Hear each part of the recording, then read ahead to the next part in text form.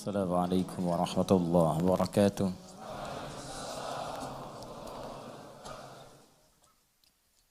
Alhamdulillahi rabbil alamin ala kulli ni'amihil mubin.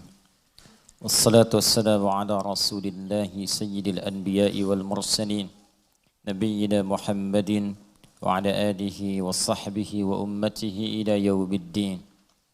Amma ba'd. Fa ya ibadallah, أوصي نفسي وإياكم بتقوى الله فقد فاز المتقون فلا تموتن إلا وأنتم مسلمون. فقال تعالى مذكرا بذلك: يا أيها الذين آمنوا اتقوا الله حق تقاته ولا تموتن إلا وأنتم مسلمون.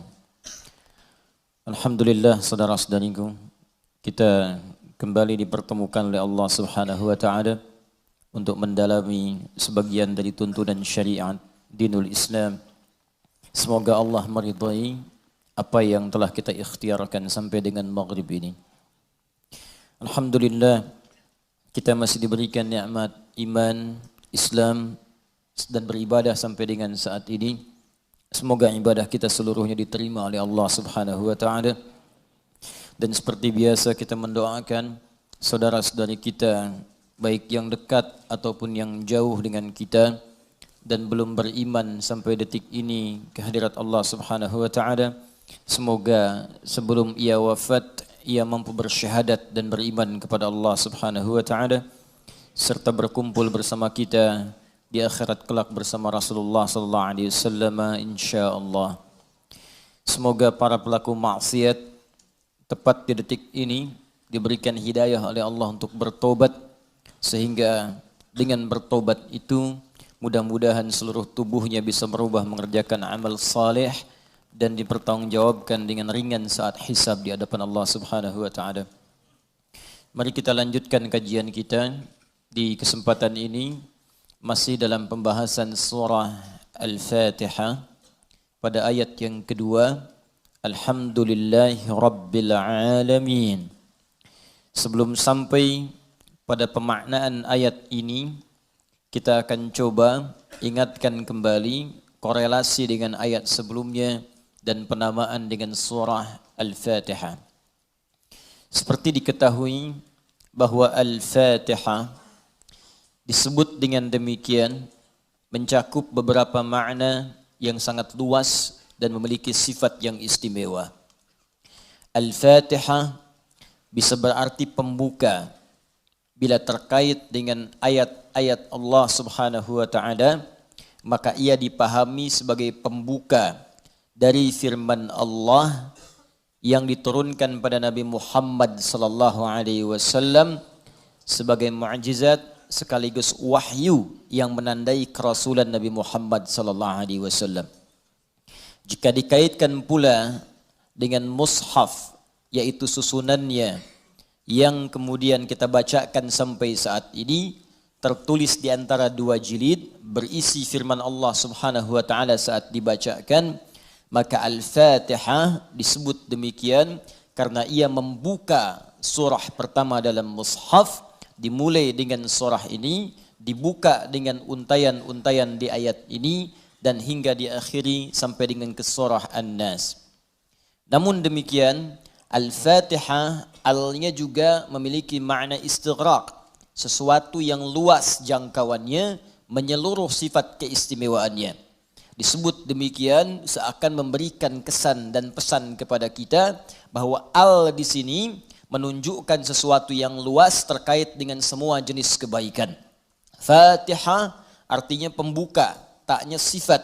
Jadi kalau ingin dibukakan sifat-sifat kebaikan kepada kita di semua aspek kehidupan, baik dalam fisik kita yang sehat, baik dalam rizki kita, baik dalam kemuliaan hidup kita, baik dalam segala aktivitas yang kita lalui dari ujung kepala sampai ujung kaki, maka pelajarilah seluruh isi Al-Fatihah ini. Maka Anda akan mendapatkan bimbingan dan mendapatkan kemuliaan dari Allah Subhanahu wa taala yang akan membuka semua sifat-sifat kebaikan dalam hidup kita.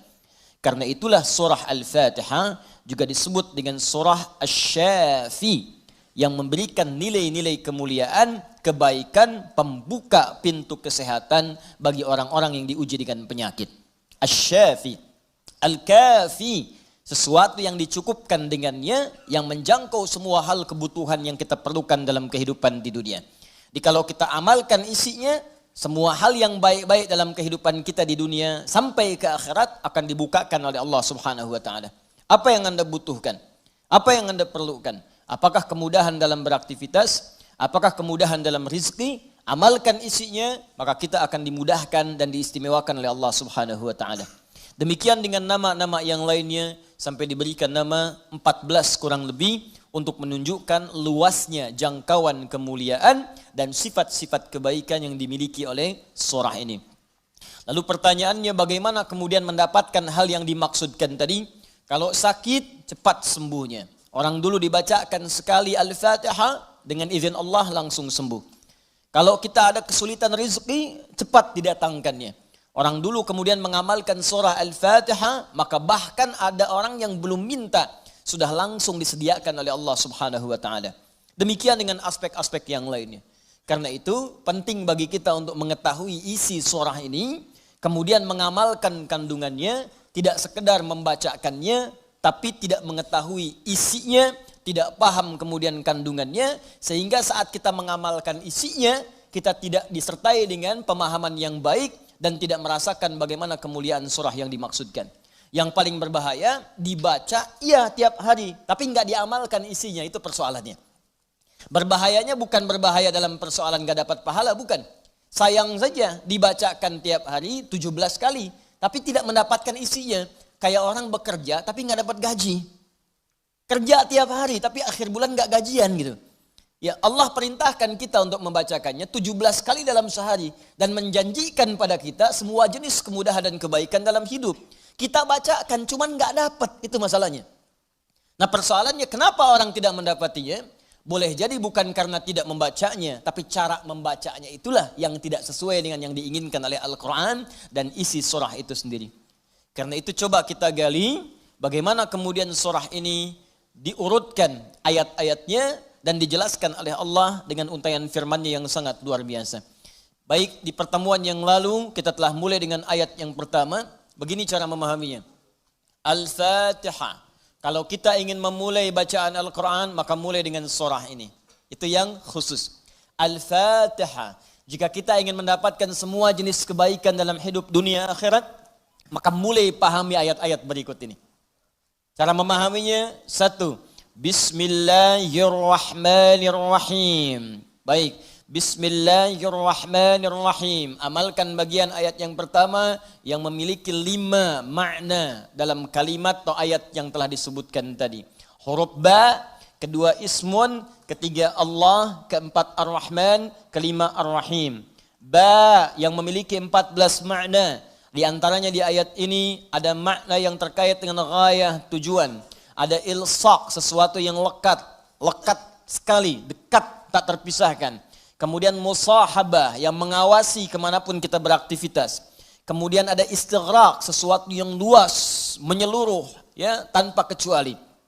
Lalu kita mengatakan bismillah, baknya kita sebutkan, ini artinya jadikan semua aktivitas kita tanpa kecuali, istighraq. Dari bangun tidur sampai tidur lagi, lakukan ghayah, semua lillah karena Allah Subhanahu wa taala. Jadi kalau ingin dibukakan pintu kebaikan oleh Allah, Al-Fatihah, ingin semua dibuka baik, seluruh aktivitas kita, maka niatkan semua yang baik-baik karena Allah. Itu kunci pertamanya. Bangun tidur, niatkan karena Allah. Di begitu Anda bangun, niatkan semua aktivitas karena Allah Subhanahu wa taala. Karena itu saat kita bangun tidur, semua ditujukan karena Allah. Alhamdulillahilladzi ahyana ba'dama amatana wa ilaihin nusyur. Jadi kalimat pertama dengan akhir itu karena Allah. Alhamdulillah, terima kasih ya Allah, saya diberikan kesempatan hidup lagi saat ini. Padahal engkau bisa wafatkan aku dalam tidur tadi. Dengan izinmu, ya, sesuai dengan ajal darimu, aku diberikan semua kesempatan untuk hidup lagi. Alhamdulillah, semua pujian aku berikan kepadamu. Lillah. Di ujungnya, wa ilaihin nusyur. Maka sekarang aku akan beraktivitas mencari bekal sebagai persiapan pulang kepadamu. Wa ilaihi, untuk Allah Subhanahu wa taala. Makanya kalau Anda mengucapkan doa ini saat bangun tidur, kita sudah berjanji. Semua aktivitas di hari itu kita akan tujukan karena Allah saja. Mencari bekal, bukan karena yang lain. Jadi kalau Anda ucapkan doa tadi, berarti nanti makannya karena Allah, minumnya karena Allah, bekerjanya karena Allah, salatnya karena Allah, infaknya karena Allah, merawat anak karena Allah, semua karena Allah. Ghaya. Awas, hati-hati ya, hati-hati. Maka dampaknya orang yang semua aktivitasnya dilakukan karena Allah Subhanahu wa taala, maka fungsi ba yang ketiga. Satu tadi ghaya, kedua istighraq, yang ketiga ilsaq dan musahabah. Lekat dan diawasi oleh Allah. Kalau dulu kita contohkan orang yang meniatkan semua aktivitas karena Allah, maka yang kedua rumusnya rasakan seakan-akan aktivitas itu diawasi oleh Allah Subhanahu wa taala dengan pengawasan yang lekat seperti lem yang menempel, yang menyatukan dua sisi. Ya, mau minum, rasakan diawasi oleh Allah. Bismillah, minum, lakukan karena Allah.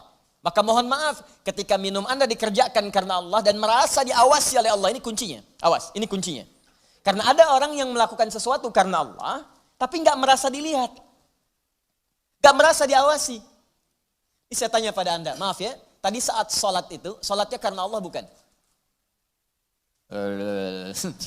Jawab aja, karena Allah bukan? Karena Allah. Baik, kalau sesuatu dikerjakan karena Allah, maka rumus keduanya, rasakan Allah mengawasi kita. Pertanyaan saya yang kedua, saat Anda sholat tadi, saya sholat, kita sholat, merasa nggak diawasi Allah? Merasa nggak dilihat Allah? Karena beda antara orang yang merasa diawasi dengan yang hanya mengerjakan saja, itu lain. Akan beda, silahkan Anda bekerja, merasa diawasi, Anda akan serius dalam pekerjaan Anda. Mahasiswa yang sedang ujian, merasa diawasi, itu akan fokus kepada soal. Susah, mau noleh kanan khawatir, ada CCTV. Mau noleh kiri juga khawatir, karena terawasi, dia akan fokus. Makanya orang sholat itu kalau benar-benar sholatnya merasa diawasi, dia fokus, gak akan nengok kanan kiri. Gak ada istilahnya ketika takbir Allahu Akbar, tangannya gak sedekap nih. Tahiyatnya kok gerak-gerak ya. Atau bahkan saat sholat mikirkan yang lain. Allahu Akbar, tender ya Allah, tender. Allahu Akbar, WhatsApp belum dibalas. Allahu Akbar, status belum diupdate. Jadi kalau kita benar-benar merasakan diawasi Allah, bahkan kita pun akan belajar bagaimana cara membacakan bacaan dalam sholat supaya benar. Karena malu gitu. Malu baca Al-Fatihah, bacaan belum bagus. Dan merasa didengar Allah, kan malu. Anda bicara di depan saya, bicaranya nggak jelas, Anda sendiri sudah nggak enak. Ustadz Adi, saya mau bertanya, silahkan. Kan kalau kedengaran nggak jelas pun, saya dengarnya pun nggak paham, Anda nyampaikan pun nggak enak. Sekarang Anda sholat setiap hari, 5 waktu menghadap Allah, belum tambahan sholat sunnah. Dan Anda sadar bacaan Anda belum bagus. Tapi anehnya merasakan didengar oleh Allah dan diawasi. Apa nggak malu gitu? Coba deh satu kali rasakan hal yang demikian. Jadi kalau kita memang merasa, itu dampaknya lain ke dalam ibadah kita. Nanti rumus terapannya, aktivitas harian kita. Ini minum ini pekerjaan sederhana, tiap hari kita minum. Cuman ada beda ketika minum kita itu merasa dilihat Allah. Maka saya katakan di pertemuan lalu, mustahil Anda akan menyentuh minuman yang tidak disukai oleh Allah. Mustahil. Jangankan menyentuh yang dilarang Allah, mau minum pakai tangan kiri pun rasanya nggak enak. Pasti Anda akan pindahkan itu kepada yang lebih baik. Paham sampai sini ya? Ya sama dengan proses begini, mencari nafkah, bekerja, dari di jalan, dari baca, berpakaian. Kalau semua dikerjakan karena Allah, demi Allah saya katakan, mustahil dalam pekerjaan bisa mudah menyentuh yang diharamkan oleh Allah. Gak mungkin. Gak mungkin mau terima proyek yang haram, itu mustahil. Mustahil ikutan tender yang haram, mustahil. Mustahil menjerumuskan diri pada yang tidak disukai oleh Allah. Karena merasa dilihat Allah. Dan merasa diawasi, jadi mustahil. Dusta itu mustahil. Bohong itu mustahil, korupsi mustahil, nyogok gak mungkin. Bukan karena perkara takut orang lihat, karena Allah mengawasi kita. Makanya dulu, sahabat tuh ketika diajarkan seperti itu, bahkan anak-anak kecil, jangankan yang tinggal di kota, di ujung yang paling dalam di padang Sahara, yang sulit ada orang setiap waktu, yang kalau lewat cuman kambing gurun dengan unta, Anda bayangkan. Lewat kambing gurun unta, kambing gurun unta, kambing gurun unta. Tapi perhatikan bagaimana mereka mengamalkan huruf ba dalam Bismillahirrahmanirrahim. diuji oleh sahabat Umar bin Al-Khattab radhiyallahu taala anhu. Lewat padang pasir, kelihatan anak muda sedang menggembala. Saat menggembala itu, menggembala kambing, ditanya oleh Umar, diuji. Kata Umar, saya mau beli sebagian dari kambingmu itu. Kata orang ini bukan punya saya, punya tuan saya. Punya tuan saya. Kata Umar, tuanmu kan gak ada di sini, ini padang pasir yang luas. Orang yang gak ada, beli aja, bilang dimakan serigala. Apa kata penggembala ini? Lalu di mana Allah? Idzan fa'ain Allah. Bayangkan penggembala saja di padang pasir yang orang yang gak ada, yang gampang saja bilang ini dimakan serigala, dapat keuntungan banyak gitu. Ya, luar biasa. Yang dia katakan pertama kali bukan sekedar menolak, gak mau takut ketahuan sama tuan, takut ketahuan sama pemiliknya, takutnya tidak. Pertama kali jawaban yang keluar, idzan aina Allah. Lalu Allah di mana?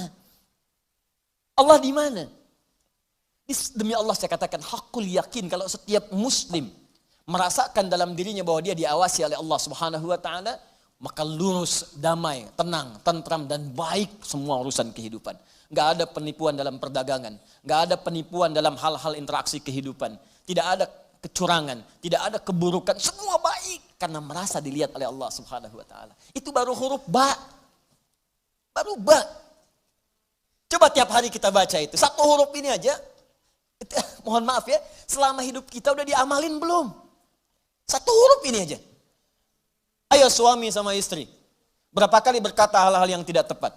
Istri terhadap suami. Berapa kali menerangkan sesuatu yang tidak tepat? Anak pada orang tua. Orang tua kepada anak.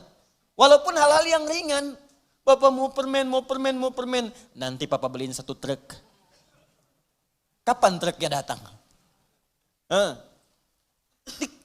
Ini huruf ba saja satu gitu. Anda menuntut banyak dari Allah, tapi Allah meminta kita mengamalkan satu huruf aja, kita nggak maksimal. Coba lihat tuntutan kita setiap hari. Ya Allah lancarkan usahaku, ya Allah luluskan dalam kuliahku, ya Allah mudahkan pernikahanku, ya Allah berkahi hartaku, ya Allah lancarkan pekerjaanku. Banyak yang diminta, sembuhkan aku. Kata Allah, aku berikan semuanya. Amalin satu aja huruf ba. Ba. Ketika benar mengerjakannya, ismun, bimakna sumuun, bimakna raf'un, terangkat, dimuliakan, ditinggikan.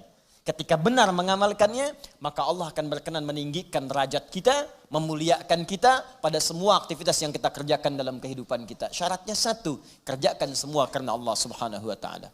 Allah sifatul uluhiyah wal ubudiyah, al-ma'budu bil haqqi awil haqqil ma'bud. Bukan sekedar menunjukkan aktivitas karena Allah saja, tapi lekatkan dua sifat saat mengerjakannya. Saya mau minum ya, saya ucapkan bismillah. Bukan sekedar merasakan Allah mengawasi kita saja, tapi rasakan yang mengawasi kita punya sifat uluhiyah, sifat ketuhanan. Ini Tuhan saya. Allah. Gambarannya begini, maaf ya, gambarannya begini.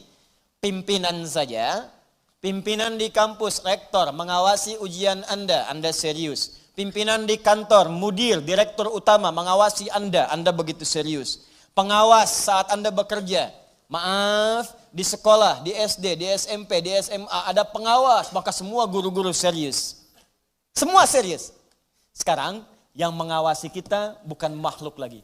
Pencipta rektor, pencipta direktur, pencipta kemudian pengawas, pencipta semuanya. Jauh di atas mereka semua. Maka orang-orang yang merasakan langsung Allah, Tuhan yang mengawasi saya, maka setidaknya keseriusan itu lebih bertambah daripada sebelumnya. Itu poinnya. Dirasakan saat Anda mengerjakan sesuatu, langsung Allah yang mengawasi saya nih, bukan yang lain. Di saat bekerja rasakan Allah yang mengawasi saya. Saya nggak peduli ada manajer, nggak ada direktur, terserah. Ada supervisor, tidak ada supervisor, terserah. Yang penting Allah mengawasi saya. Itu poin pertama. Awas, ini perkaranya ringan nih, ya. Kelihatannya sedikit kecil, ringan, tapi dampaknya besar si Allah Subhanahu wa taala. Jika benar kita mengerjakannya dengan menuhankan Allah dan merasakan pengawasan Allah Subhanahu wa taala, maka nanti lihat dua terakhir di bagian penutup ayat tadi. Yang kedua, sifat ubudiyah. Ini yang sering gagal di sini. Haqqul ma'bud wal ma'budu bil haqq. Yang berhak untuk disembah dan yang disembah dengan yang sebenar-benarnya. Saya jelaskan di pertemuan yang lalu. Ya, siapa dia? Allah. Sifat dari nama Allah yang kedua adalah sifat yang menjadikan semua aktivitas kita niatkan sebagai ibadah karena Allah yang dipertuhankan tadi. Jadi kalau mau minum, bukan sekedar minum. Niatkan karena Allah sebagai ibadah. Kalau mau makan, niatkan karena Allah sebagai ibadah. Mau berpakaian, niatkan karena Allah sebagai ibadah. Makanya orang-orang yang berpakaian yang niatnya ibadah, gak akan cari pakaian yang ngebuka aurat. Katanya karena Allah, tapi pakaiannya aurat terbuka. Coba akhwat deh yang di bawah. Bu, iya. Coba deh ibu lihat. Bismillahirrahmanirrahim. Pakainya memang bismillah, tapi rambutnya tersingkap. Jilbabnya nggak dikenakan gitu. Lalu di mana Allah pada saat mengucapkan bismillah itu? Kok bisa ke masjid pakai mukena ditutup, keluar dari situ pakai rok lagi? Ustadz lihat, tidak. Cuman ya gimana gitu. Ya. Kebayang nggak? Pernah menemukan yang seperti itu? Tuh. Ya kok bisa gitu kan? Di luar pakai rok, begitu masuk masjid kemudian ditutup semuanya. Kenapa Pak? Ibu kenapa ditutup? Mau sholat Pak. Terus kalau sholat ditutup? Iya, kenapa? Kan menghadap Allah. Lalu Allah itu cuma ada di masjid. Allah cuma ada di musola. Idzan fa'aina Allah. Salat itu kan melatih kita untuk merasa dekat dengan Allah. Makanya disebut salat. Coba lihat sini. Fokus. Kelihatan enggak? Enggak. Nih, salat. As-salah. Begini. Lihat baik-baik ya. Fokus. Dikit saya terangkan agak panjang.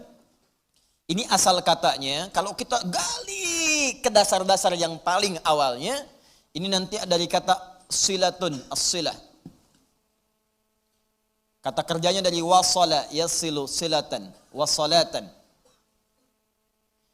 Sesuatu yang tersambung erat, sulit dipisahkan. Silah, sesuatu yang tersambung erat, sulit dipisahkan. Pernah dengar kata ini? Silaturahim? Ya, kami kumpul-kumpul saat ini untuk mengeratkan silaturahim. Silah itu sudah erat. Ya, silaturahim hubungan kasih sayang yang erat. Saking eratnya, jangankan saat kumpul, saat bubar pun masih tersambung hubungan itu. Di mana cirinya?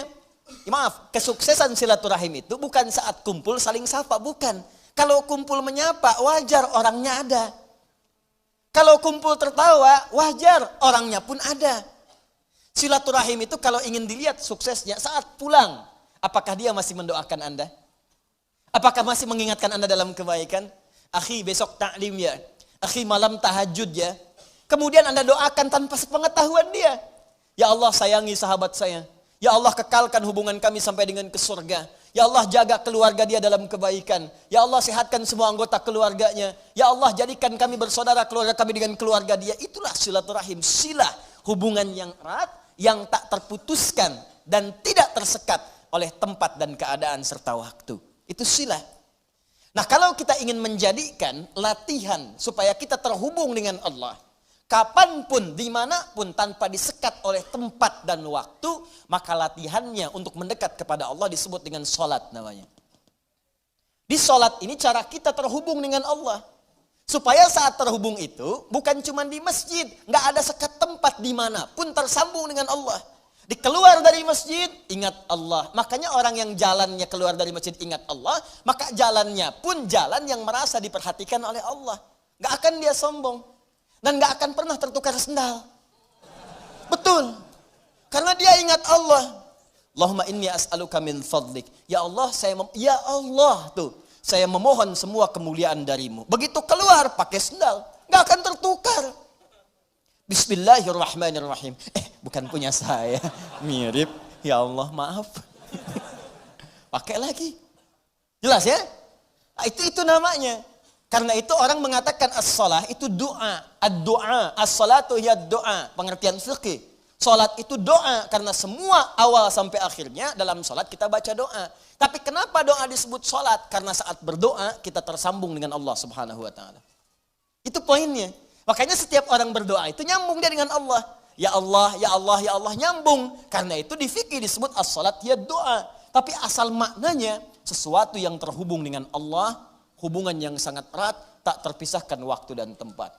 Makanya aneh kalau ada orang sholat ke masjid, dari mulai rok mini, kemudian pakai mukena ditutup, keluar masjid dibuka lagi. Itu artinya nggak nyambung. Nggak nyambung. Nggak nyambung. Sama dengan ikhwan. Ke masjid antum ini, nyembah Allah, fokus, khusyuk, keluar dari masjid, maksiat lagi, nggak nyambung. Nggak nyambung. Ada yang salah itu. Jadi aneh kan, menuntut banyak kepada Allah, tapi hak-hak Allah nggak dipenuhi. Dan jangan sekat ibadah itu dalam konteks ritual saja. Bukan sekedar sholat, bukan. Sholat itu latihan. Bukan sekedar baca Al-Quran. Karena ibadah yang baik itu akan meluaskan aura ibadahnya di luar konteks dalam penilaian yang ritual itu. Di selesai ritual, keluar, masih ingat Allah. Coba buka Quran surah keempat, ayat 103. Perhatikan bagaimana Allah menjelaskan keutamaan apa yang dikerjakan setelah sholat itu. Tadi yang saya terangkan maknanya. فَإِذَا قَضَيْتُمُ الصَّلَاةَ Maka jika engkau telah selesai mengerjakan sholat, فَذْكُرُ اللَّهِ Maka sholat yang benar itu saat dikerjakan akan mengingatkan engkau dengan Allah. Maka ingatlah Allah. Qiyaman saat berdiri. Jadi kalau orang benar sholatnya, selesai sholat berdiri, yang diingatnya Allah. Wa qu'udan, duduk. Anda ke musola di kantor, balik dari ke musola, balik lagi ke meja. Duduk di kursi, depan komputer, duduk sambil ngetik. Fadhkurullah, ingat Allah. Bukan sekedar subhanallah, subhanallah, subhanallah. Sambil ngerjain proyek, astagfirullah, astagfirullah, astagfirullah. Dicek oleh supervisor, di komputernya astagfirullah semua. Bukan itu. Bukan itu maksudnya. Maksudnya ketika Anda kerjakan itu, Anda ingat Allah, maka nggak ada nol yang bertambah. Tidak ada angka yang berubah, sesuai semuanya. Kenapa? Karena merasa diawasi oleh Allah Subhanahu wa ta'ala. Tuh, 2 poin itu hadir nggak dalam kehidupan kita? Apakah selama ini berpakaiannya karena Allah? Maka pakaian ini nggak akan dicari dari sesuatu yang haram. Dan pakaian ini akan digunakan pada yang baik-baik. Makanya pakaian yang diperoleh dari harta yang baik akan keluar perbuatan baik dari itu. Harta benda yang dihasilkan dari proses yang halal semuanya akan berkah. Coba lihat tuh, saya kan sering katakan, itu sendal Anda berapa kali dipakai ibadah? Berapa kali dipakai untuk ke masjid? Sepeda Anda, motor Anda, mobil Anda. Di rumah ada nggak satu ruangan yang belum pernah dipakai ibadah? Ada nggak? Coba cek, cari ya satu ruangan di rumah yang di situ nggak pernah dipakai ibadah, cari. Mulai sekarang pulang pakai dulu di situ. Khawatirnya saat dihisab itu nggak ada nilainya. Cuma jadi gudang. Jadi gudang. Masya Allah. Koper ditaruh di situ, kopernya pernah umroh tapi nggak pernah dipakai ibadah di situ. Ya. Ini sederhana teman-teman sekalian, tapi ini syarat mutlak untuk mendapatkan apa yang tadi kita inginkan. Al-Fatihah. Al-Fatihah. Ba-nya disertai dengan sifat uluhiyah dan sifat ubudiyah. Kalau benar semua itu dikerjakan, maka ditutup dengan kalimat Ar-Rahmanir Rahim. Makanya Ar-Rahmanir Rahim harakatnya kasrah ikut kepada Allahnya, sifatnya. Silakan cek. Bismillahirrahmanirrahim. Enggak ada A, enggak ada U. I. Silakan lihat. Bismillahirrahmanirrahim. Ada? Hah? Ar-Rahman itu na'at. Awas, na'at kepada sifat sebelumnya man'ut Allah. Di ilmu nahwu sifat mausuf, na'at man'ut. Siapa yang disifati? Allah. Siapa yang diman'uti? Allah. Di na'atnya Ar-Rahman, sifatnya Ar-Rahman, mausufnya Allah. Dan sifat mausuf enggak terpisahkan. Paham? Tidak. Nggak bisa dipisahkan. Yang disifati dengan sifatnya. Yang disifati itu Allah. Sifatnya Ar-Rahman. Plus Ar-Rahim. Sifat dengan yang disifati nggak bisa dipisahkan. Sifat Ar-Rahman nggak terpisahkan dengan Allah. Jadi kalau ingin mendapatkan sifat Rahman, maka amalkan sifat dalam lafaz Allah yang tadi disebutkan. Ingin mendapatkan kemuliaan dalam Rahman, maka amalkan 2 sifat yang melekat pada kalimat Allah. Uluhiyah, kemudian ubudiyah. Pertuhankan Allah dan lakukan semua pekerjaan sebagai ibadah. Maka semua urusan dunia yang baik-baik Allah buka. Sifat Allah yang memberikan semua kemuliaan dunia disebut dengan Rahman. Nanti semua yang kita kerjakan karena ibadah punya bekal akhirat. Bismillahirrahmanirrahim. Minum. Alhamdulillah. Contoh. Nah, dituliskan ini. Karena diucapkan bismillahirrahmanirrahim, ada kemudahan, berkah, memberikan kekuatan dunia.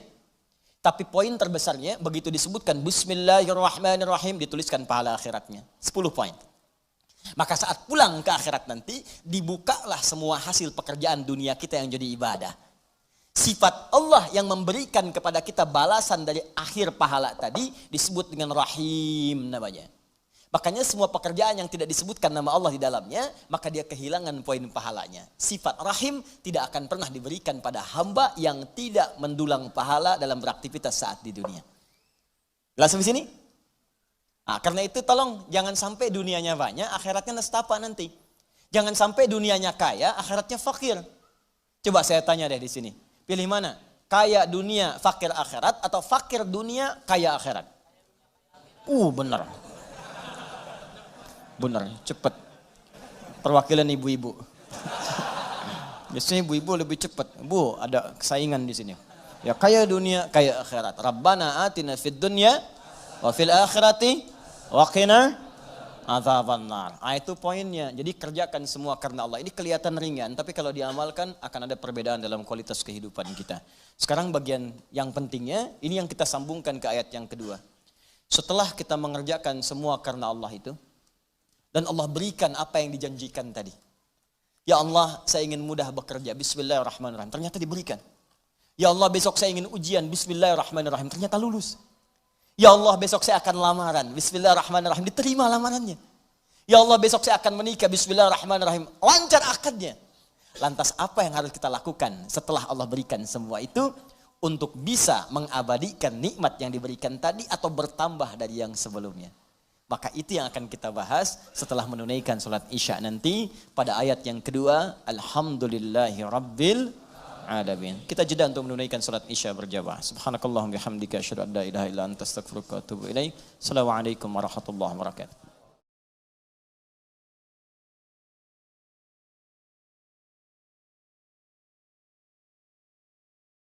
Assalamualaikum warahmatullahi wabarakatuh. Alhamdulillah. Wassalatu wassalamu ala Rasulillah wa ala alihi wa sahbihi wa man wala wa ba'd. Saudara-saudariku, kita telah menunaikan salat Isya berjamaah. Semoga salat kita diterima oleh Allah Subhanahu wa taala. Kita lanjutkan kembali bahasan kita dan saya mengajak kita semua untuk mempraktekkan apa yang telah kita bahas. Minimal yang pertama, kita niatkan pelajaran kita ini sebagai ibadah karena Allah Subhanahu wa taala. Dan silahkan yang menemukan kelapangan di setiap tempat, kalau masih ada ruang, silahkan bisa berbagi sehingga tidak terlampau nanti lelah untuk berdiri. Kemudian yang kedua, jika menemukan tempat silahkan bisa langsung duduk dan menyesuaikan. Ya, dulu orang banyak berdiri untuk menunggu kendaraan. Di terminal, nunggu bis berdiri, nunggu kereta berdiri. Sekarang Masya Allah di majlis ta'lim ada yang berdiri. Mudah-mudahan itu pertanda kebaikan-kebaikan insya Allah. Ya. Cuman kelamaan berdiri juga nggak baik. Boleh diluaskan ya. Tapi kalau sudah tidak memungkinkan di tempat Anda mendapatinya, di situ Anda duduk. Ya, kecuali tangga dan toilet. Ya bisa geser sedikit. Baik. Orang yang menjadikan aktivitasnya semua karena Allah, ditujukan karena Allah, maka dalam mengerjakannya dia akan menerapkan dua sifat yang melekat pada nama Allah Subhanahu wa taala. Pertama adalah sifat uluhiyahnya. Rasakan saat mengerjakan itu diawasi oleh Allah Subhanahu wa taala sebagai Tuhan yang menciptakan kita dan akan yang menanyai kita di hari kiamat saat kita kembali kepadanya. Yang kedua, sifat ubudiyah kita kepada Allah. Jadikan pekerjaan kita itu sebagai ibadah karena Allah Subhanahu wa taala. Bukan sekedar salatnya, bukan sekedar puasa dan bacaan Al-Qur'annya, tapi semua aktivitas yang kita kerjakan dari bangun tidur sampai kita tidur kembali. Jika semua itu dikerjakan karena Allah, maka Allah akan mengangkat derajat kita, memuliakan kita dan meliputkan pada diri kita semua jenis-jenis kebaikan Di dunia diturunkan sifatnya disebut dengan Rahman, di akhirat diberikan balasan pahalanya dengan menurunkan sifat yang mulia khusus bagi orang yang beriman, yaitu sifat Rahim. Jika kita telah menerima itu semua, terkhusus dalam kehidupan dunia kita. Tadi saya sampaikan, kita ingin besok ujian lulus, Allah luluskan. Kita ingin pekerjaan lancar, Allah lancarkan. Kita ingin dapat satu proyek berhasil, Allah tetapkan kita berhasil di dalamnya. Maka jika semua itu sudah Allah berikan kepada kita, badan sehat, pandangan awas, pendengaran jelas, kaki melangkah dengan nyaman, tidak ada persoalan pada tubuh kita, rumah juga sudah cukup, kendaraan baik, semua nyaman dalam kehidupan, maka apa yang harus kita lakukan kepada Allah Subhanahu wa taala? Maka turun ayat yang keduanya, melanjutkan bagian yang tadi untuk mengabadikan nikmat atau bahkan menambahkan nikmat yang telah Allah anugerahkan kepada kita. Maka disampaikanlah oleh Allah Subhanahu wa taala, alhamdulillahi rabbil alamin. Alhamdulillahi rabbil alamin. Kita baca dulu tafsirnya dalam keterangan Al-Imam Ibnu Katsir rahimahullah dalam kitabnya Tafsirul Qur'anul Azim, supaya kita bisa mendapatkan pandangan dari ulama. Nanti saya jelaskan huruf per huruf, kalimat per kalimatnya yang memadukan dengan kitab-kitab yang sebagiannya telah sampaikan kepada Anda semua di pertemuan yang lalu. Halaman 35.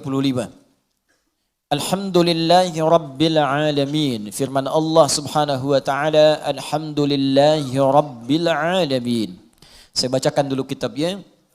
Al-Qurra'us sab'ah 'ala dhammid dal fi qawlihi alhamdulillah. Semua para pembaca dalam riwayat yang 7. Jadi ada 7 riwayat dikenal dengan bacaan mutawatir. Ya, sab'ah qiraah al-mutawatirah. Ya, 7 jenis bacaan ini bacaan yang diterima. Ingat ya, diterima oleh seluruh lapisan umat Islam yang tersambung sanadnya. Ya, beritanya, informasinya, pengajarannya ke Rasulullah sallallahu alaihi wasallam, diterima dari malaikat Jibril alaihissalam, bersumber dari Allah Subhanahu wa taala. 7 jenis ini dibaca pada bacaan Al-Qur'an, juga dibacakan sah dalam salat. Ya, dibacakan sah dalam salat. Ya, misal kita dalam bacaan Al-Fatihah ada ayat, nanti kita akan baca Maliki Yaumiddin. Ya, Maliki Yaumiddin. Maliki Yaumiddin. Maliki bisa dibaca panjang, 2 harakat mad tabi'i, Maliki Yaumiddin. Boleh dibaca pendek di mimnya, maknya. Maliki Yaumiddin, Maliki Yaumiddin, kan? Misal, Ihdinas siratal mustaqim, Ihdinas siratal mustaqim. Sirat, as-sirat, Ihdinas sirat. Boleh dibaca pakai sad. Ihdinas sirat, hafaz dari Asim, baca pakai sad. Ihdinas siratal mustaqim.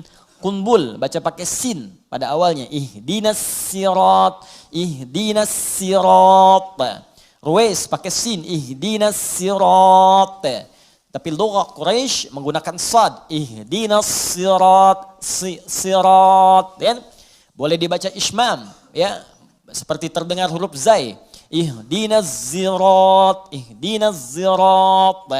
Baik menggunakan sin, sad ataupun ismam terdengar seperti zai, itu sumbernya sah, diajarkan dari Nabi sallallahu alaihi wasallam. Ya, kenapa? Karena ada orang biasa pakai sad. Ada orang yang biasanya pakai sin. Ya, kembali ke asal kalimat karena nggak bisa baca sad, bisanya sin. Di setiap disebutkan sad, sin, sad, sin, sad, sin. Ya, wah, ihdinas sirat, dia pakainya sin, ihdinas sirat. Ya, dipaksa-paksa sampai kiamat kurang 2 hari, ya, susah. Menglidahnya begitu. Ya, ada yang kedengaran A, ada yang E. Seperti sering saya sampaikan, ini yang paling mudah. Ya, nanti ada imalah kubra. Misalnya Hamzah punya 2 murid, Khalad dengan Khalaf. Imalah bacanya pakai E, termasuk Warsh, ya, pakai E. Warsh muridnya dari Nafi', Imam Nafi' rahimahullah, punya 2 murid, Qalun dengan Warsh. Qalun sekarang dipraktikkan di wilayah Afrika Utara, ya, kayak Libya, Tunisia, ya, Maroko, Aljazair, itu pakai Qalun. Sebagian pakai Warsh, berasal dari Mesir imamnya. Ya, Warsh itu nama dari orang yang arti bacanya jelas. Ya, warash, li warashati qiraati, karena jelasnya bacaannya. Ya, itu ada bagian tertentu yang menggunakan imalah. Jadi kalau kita baca wadduha, contoh wadduha, ini wadduha. Ya, wadduha wal laili idza saja ma wadda'aka rabbuka wa ma qala walal akhiratu khairul laka minal ula. Itu yang kita baca, hafaz dari Asim. Ya. Jadi kalau kita baca dengan menggunakan imalah, wadduha wal laili idza saja ma wadda'aka rabbuka wa ma qala walal akhiratu khairul laka minal ula. A jadi ya, A jadi itu loghah. Ya, biasa. Ada riwayat yang mutawatirah sampai Nabi SAW. Apakah maknanya berubah? Tidak. Karena ada penduduk tertentu di wilayah-wilayah Arab itu yang kalau dibacakan A, dia bilangnya. Lahjah itu. Karena saja penggunaan kesehariannya menggunakan Ya, kaifa halu, kaifa halik. Ya, ana, ani, anta, inti. Madrasah, madrasah. Ya, mungkin Betawi dari situ belajarnya. Ya. Sudus aneh ente. Itu dari sana. Sekarang bagian Syria, Palestina sebelah sana, Irak, Mosul sana itu pakai imalah banyak. Karena itu riwayatnya menggunakan Ya, karena mereka terbiasa dengan itu. Jadi kalau dipaksa-paksa pakai A pun susah. Ya itu biasa normal. Dalam tipologi kita pun kalau kita kemudian lihat wilayah kita, ya coba teman-teman bisa lihat wilayah di Indonesia dari sisi antropologisnya, dari sisi geologisnya, geografisnya, lihat. Ya, itu akan memengaruhi di mana kita tinggal, maka alam akan membentuk cara kita berbicara. Orang dekat dengan pantai suaranya cenderung keras. Ya, cenderung keras karena bersaing dengan ombak. Oh, apa kabar? Baik, gitu kan. Ngobrol cuma 2 meter, kedengar 500 meter sana. Ya. Orang di hutan, ya kadang-kadang kencang juga suaranya. Makanya jangan heran kalau ketemu orang-orang dari pantai datang kemudian ke tempat Anda, itu biasa kencang, enggak apa-apa. Enggak apa-apa, itu memang biasanya, nanti lama-lama dia akan menyesuaikan. Ya beda, di Sunda saja lain. Anda ke Banten, ke Cianjur, Sukabumi bahasanya beda. Ya Cirebon dengan Serang itu akan lain. Sundanya akan berbeda. Ya, Mangga, Wilujeng Sumping, Sukabumi, Cianjur. Ya, ketemu ke Banten akan lain lagi. Ya, datang enaon. Misalkan, makanya penjajah itu ke Banten nggak betah dia, baru datang udah pulang. Naon sia ka dieu kadek koing. Udah pulang dia, pergi. Nggak akan bertahan. Ya beda kalau ke daerah-daerah lain akan agak beda gitu kan. Nah, jadi itu biasa. Nah, A dengan juga ditemukan. Misal saudara kita yang di Medan ke nya itu kan fasih, terlihat jelas. Ya jelas sekali. Sepeda, sepeda. Ya. Ayo kita main ke Bandung. Bandung, nanti kamu berhenti di terminal Cicaheum. Cicaheum. Ya, itu biasa. Tapi kan sepeda dengan sepeda barangnya sama. Ya kan? Beli sepeda. Oh ini sepeda, bukan sepeda. Barangnya sama, bungkus, jadi ya sama wadduha dengan wadduha, bacaannya berbeda tapi maknanya sama. Nah ini boleh dibaca dalam salat juga tapi menyesuaikan dengan bacaan masyhur di penduduknya. Jangan karena ingin menunjukkan saya baru tahu qiraat, saya hafal qiraat sab'ah dibaca depan orang yang enggak biasa, itu cari masalah. Cari masalah, datang ke Bekasi, pulang dari Mekah saya belajar, saya udah hafal nih warash, Masya Allah, praktek di Bekasi. Wadduha. Ketawa orang belakang. Anda dibilang salah ini imam bid'ah kadang keluar. Ya.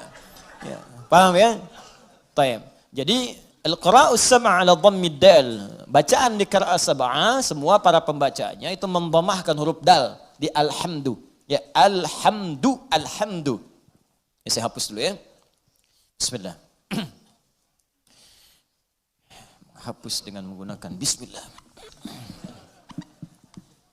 Allahumma shalli ala Muhammad. Udah 5 tahun kajian di sini nih. Datang, angin, nulis, ngapus. Luar biasa. Jamaah datang, ngelihat masuk surga enak banget. Ya Allah. Tulis dulu ya. Ya kita ganti pakai tulis.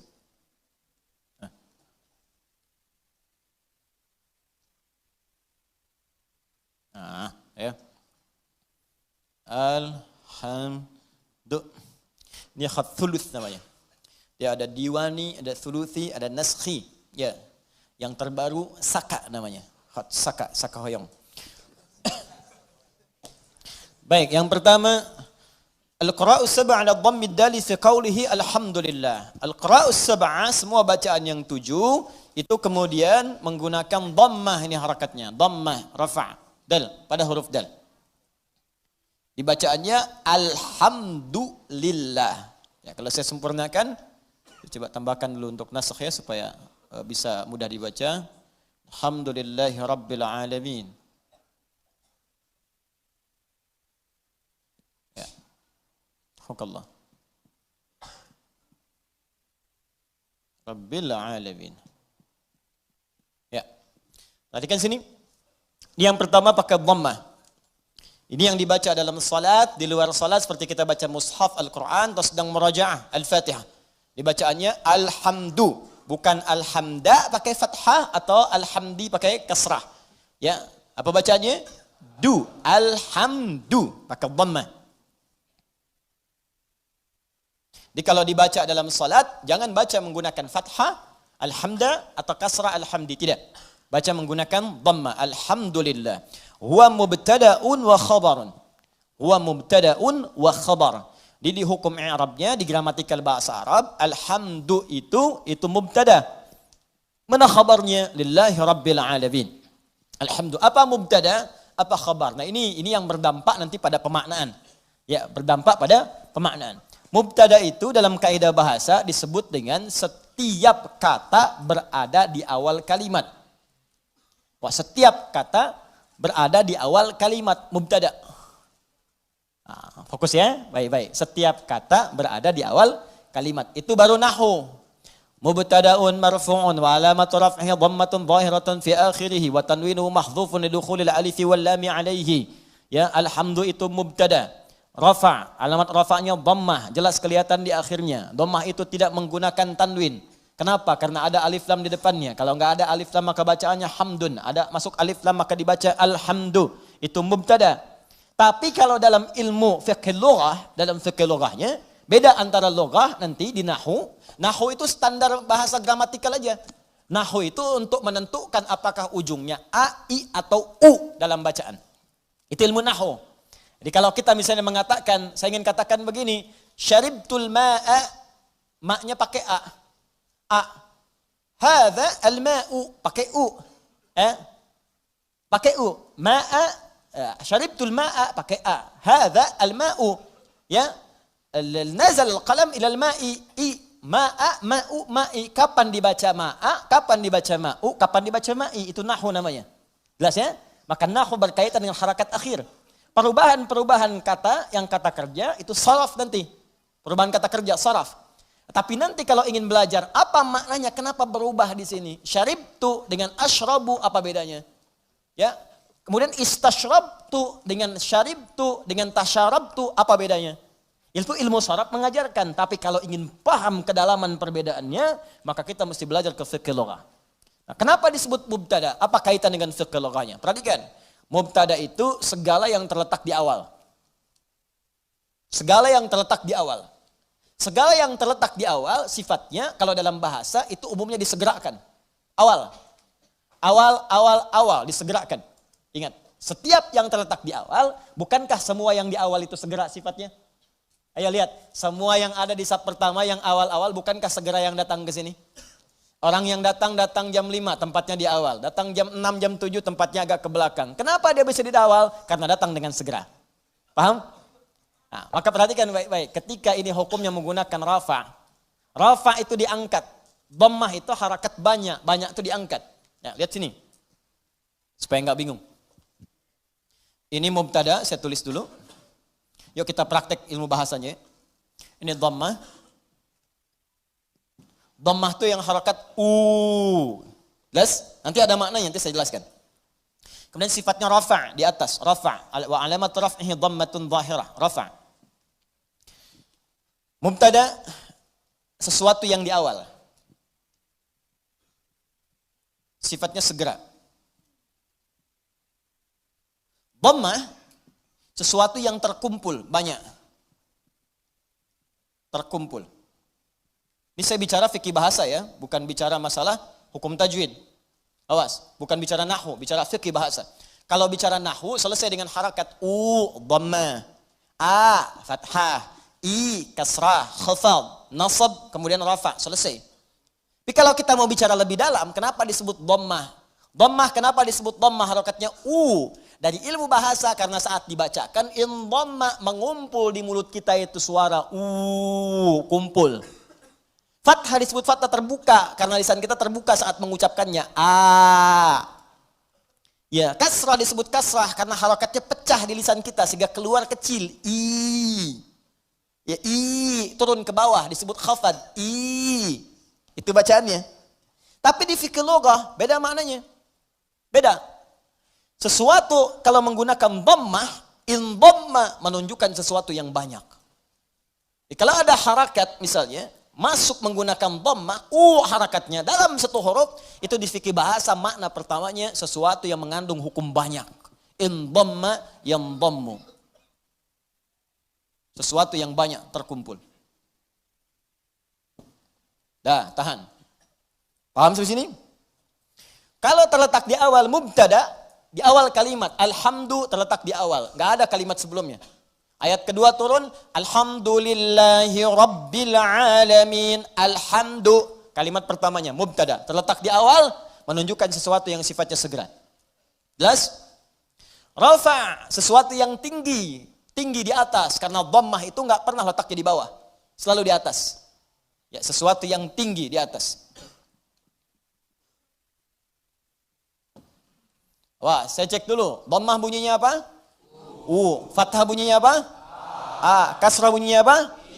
I. Jelas ya? Nah, tinggal praktekkan, itu baru belajar bahasa. Anda mabit di sini, jam 2 mau perbaiki wudhu, begitu keluar di pohon samping, di pohon mangga tuh dekat alisan mat, ya, ada suara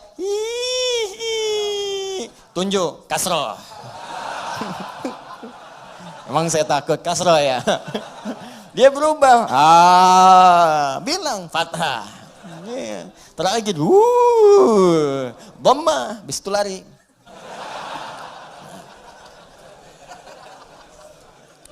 Dah, paham? Nah, sekarang lihat, sekarang kita praktekkan tafsirnya. Ketika menggunakan dhammah disebut dengan mubtada, perhatikan.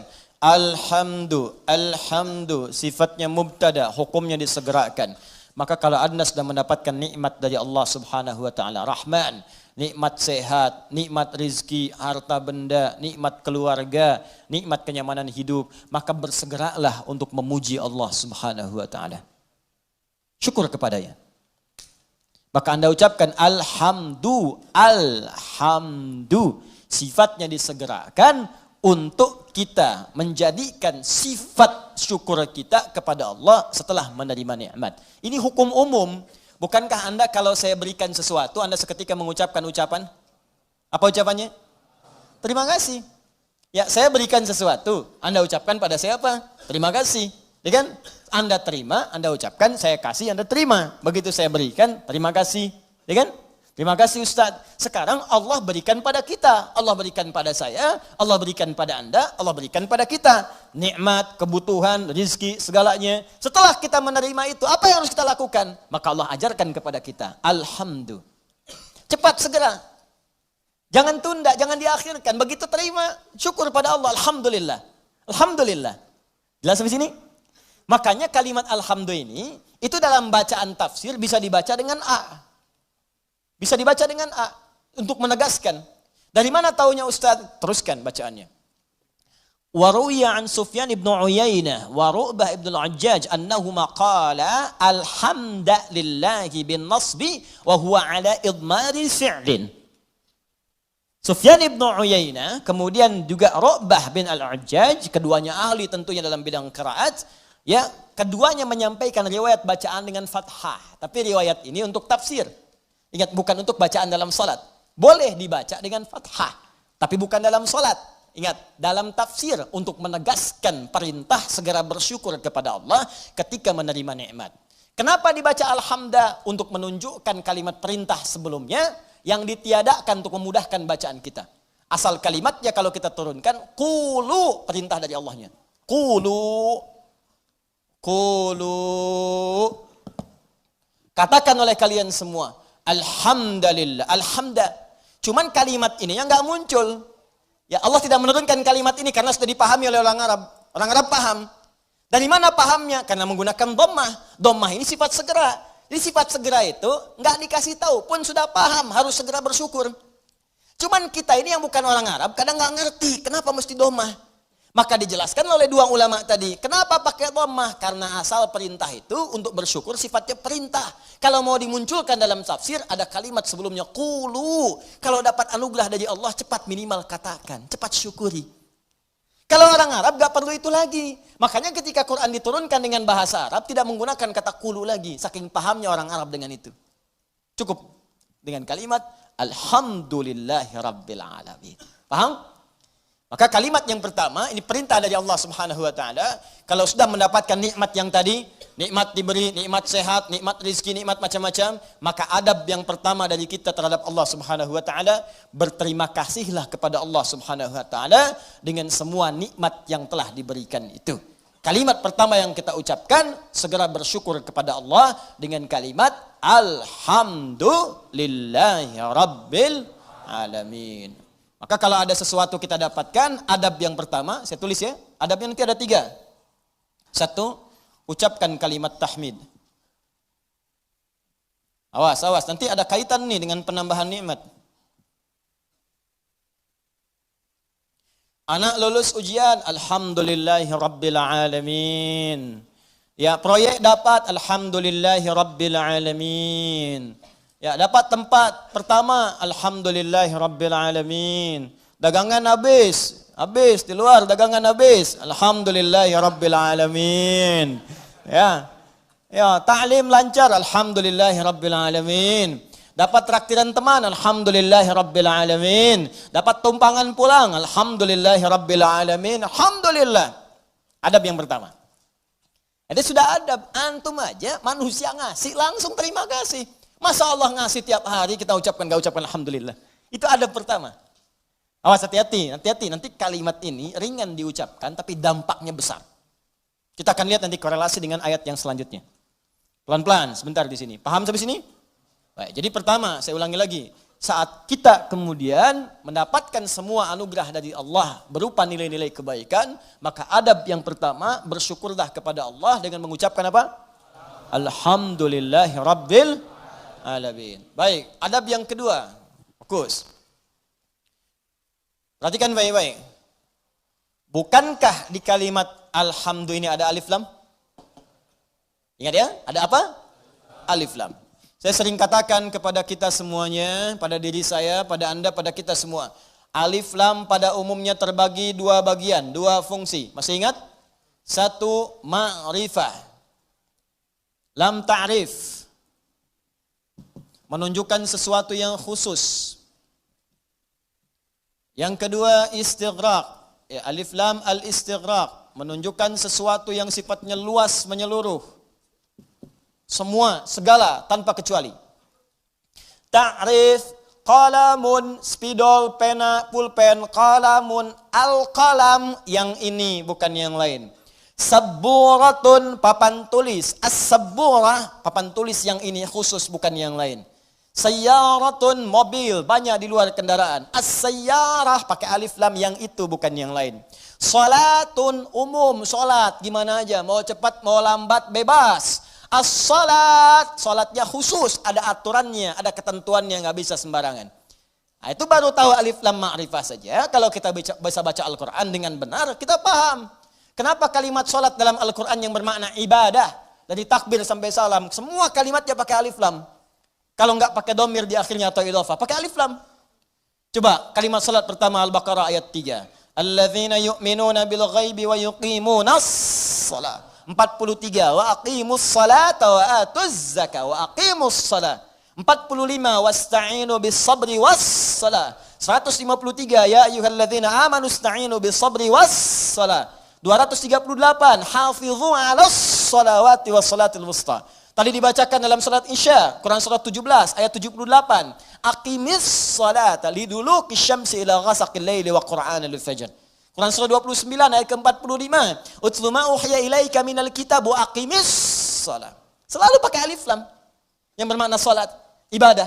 Kenapa menggunakan alif lam? Ingin memberi pesan kepada kita, kalau sholat jangan sembarangan. Jangan semaunya. Asal sholat. Amin. Masya Allah, zuhur 2 menit. Bayangin. Paling nampak saat tarawih lah. Yang 11 rakaat 1 jam. Yang 23 ada yang 7 menit. Kok cepet amat sih? Amat aja gak cepet-cepet. Lancar tiap tahun diulang-ulang, masa belum lancar juga? Lancar sih iya, tapi kan Nabi juga nggak begitu, John. Ada aturannya, ada tumak ninahnya, kan? Ada ketenangannya. Kamu nggak tumak ninah? Enggak, tumak ninah sedang sholat sendiri tuh, paling belakang perempuan. Bukan itu. Tenang, bacaan nyaman, fasihnya. Kan ada harakatnya, ada tajwidnya, ada sifatnya, ada makhrajnya. Ada ketenangannya, ada doanya, itu aturan. Makanya pakai alif lam. Ya, itu ma'rifah. Istighraq menunjuk pada yang luas tanpa ada kecualinya. Semua dicakup. Yang semua yang terdapat, tidak ada satu pun tersisa untuk yang lain. Semua tercakup. Nah, dua-duanya ini kita bisa terapkan dalam hukum kalimat alhamdu. Yang pertama, alhamdu. Kalau Anda ingin mengucapkan terima kasih, syukur kepada Allah Subhanahu wa taala, maka khususkan semua syukur itu hanya milik Allah saja. Jangan mengambil bagian darinya. Jadi kalau sudah merasakan semua karena Allah, ini kan yang ngasih Anda selamat Allah. Yang ngasih anak Anda lulus bisa hafal Quran itu Allah. Yang bisa menjadikan Anda sukses dalam pekerjaan Allah. Kalau nggak berkehendak nggak bisa. Anda kerja sampai bertahun-tahun, sampai banting tulang, banting kepala, banting kaki, banting apapun. Semua dibanting. Kalau Allah nggak berkehendak, nggak akan jadi. Dan kita sadar karena Allah. Maka dari itu ketika kita mendapatkan adab pertamanya, bersyukur terima kasih pada Allah. Khususkan pada Allah. Jangan ngambil bagian dari situ. Karena kita meyakini apa yang kita dapatkan semua sumbernya dari Allah. Paham? Nah, makanya jangan melibatkan diri kita, ini adab keduanya. Jangan melibatkan diri kita saat kita ingin bersyukur dan mengucapkan terima kasih kepada Allah atas nikmat yang diterima. Contoh, Bu, ya. Ya karena ibu kan gak langsung di sini, ibu ada di bawah. Dan bisa teman-teman yang bergabung, ini kami khusus ruang atas untuk ikhwan, laki-laki. Ya, jangan ada yang pakai cadar di sini, ingat. Awas, begitu dibuka kumisan, tidak. Ini untuk ikhwan. Ya, bawah akhwat, ada bagian khusus. Coba deh ibu atau antum ikhwan ya, sering kemudian mengantar anak, ujiannya bagus, hafal Al-Quran, bagus. Pernah sering ada yang berucap begini, Masya Allah ukhti, luar biasa ya anaknya bisa hafal Quran. Ya Allah akhi, Masya Allah luar biasa, nilai antum sempurna. Akhi Masya Allah pekerjaan antum luar biasa bagus, beda dengan yang lain-lain sebelumnya. Pernah ada orang kadang memuji seperti itu? Nah saat muncul kalimat itu sadari. Ini titipan dari Allah. Barangkali ada yang belum kita syukuri. Kita belum sempat terima kasih nih sama Allah nih. Atau diuji, sadar nggak bahwa itu tuh pemberian Allah. Kalau Allah berkehendak bukan anak kita yang hafal, anak orang lain. Cuma dititipkan pada anak kita untuk menguji apakah kita ini mampu nggak bersyukur kepada Allah. Mampu nggak menyerahkan urusan kita kepada Allah. Sadar nggak bahwa Allah yang kasih. Makanya orang tua yang baik ketika mendapati anaknya hafal Al-Quran misal, juara pertama di sekolahnya. Dipuji oleh orang lain, gurunya bahkan mengatakan, ibu Masya Allah anaknya luar biasa, pintar, cepat pahamnya. Alhamdulillahirrabbilalamin. Ini semua karena Allah Subhanahu wa ta'ala. Adab pertama. Tapi kalau sudah mengucapkan itu, hukum alif lam ma'rifah berlaku. Khususkan hanya pada Allah, kita jangan ngambil bagian dari situ. Kalau ngambil bagiannya, maka berkurang sifat pujiannya. Ibu Masya Allah anaknya luar biasa bu, cepet pahamnya. Hafalan Qurannya sempurna. Yang lain 2 tahun, dia 2 bulan dah hafal. Masya Allah. Alhamdulillahirrabbilalamin. Semua karena Allah Subhanahu wa ta'ala. Ya memang saya juga tiap hari sih ngasih. Saya dampingi, terus malam didoain. Cek tahajud, sujud. Kalau cek mau bisa begitu. Habis tuh. Jelas ya? Nah, jadi jangan ambil bagian dari situ. Jadi kalau sudah al pakai alif lam nggak ada walaupun meskipun walau demikian itu hilang. Ya, ada ikhwan misalnya kadar Allah sakit di rumah sakit. Hari pertama udah lebih baik, ditanya sering lupa nih kalimat begini. Gimana akhi? Alhamdulillah lebih baik ya walaupun udah nggak usah. Ya walaupun sedikit lagi, udah nggak usah pakai walaupun. Meskipun walau demikian, itu udah hilang. Karena udah ada alif lam. Jelas ya? Udah ada alif lam. Ini tuh kayak sederhana beneran deh. Bener saya serius. Ya ba, satu huruf, cuman maknanya dalam. Alif lam. Ya alif lam cuman al dibacanya. Tiap hari al itu banyak, tapi yang ini tuh beda dengan yang lain. Anda boleh gunakan al pada yang lain, tapi al melekat pada alhamdulillah beda. Lain dengan al-pukat, lain dengan al-kalin, lain dengan al yang lainnya. Beda. Jadi al di sini khusus. Ketika disebutkan al di sini, lekatkan semuanya karena Allah. Gak usah campuri pakai yang lain-lain. Makanya setan itu sering menggerakkan di hati kita pada sisi nafsu. Supaya itu dikurangi. Jadi nilai pahalanya berkurang. Bukan cuma nilai pahala, nanti saya sebutkan kalimat yang lainnya. Begitu nanti yang ini sempurna, turun nanti pernyataan dari Allah Subhanahu wa taala. Begitu benar, akan datang lagi yang lebih besar dibanding yang sebelumnya. Datang, meningkat lagi. Ini yang paling dahsyat. Tapi hukum yang kedua ini mesti berlaku. Jadi begitu ada pujian, ada apapun, ucapkan apa?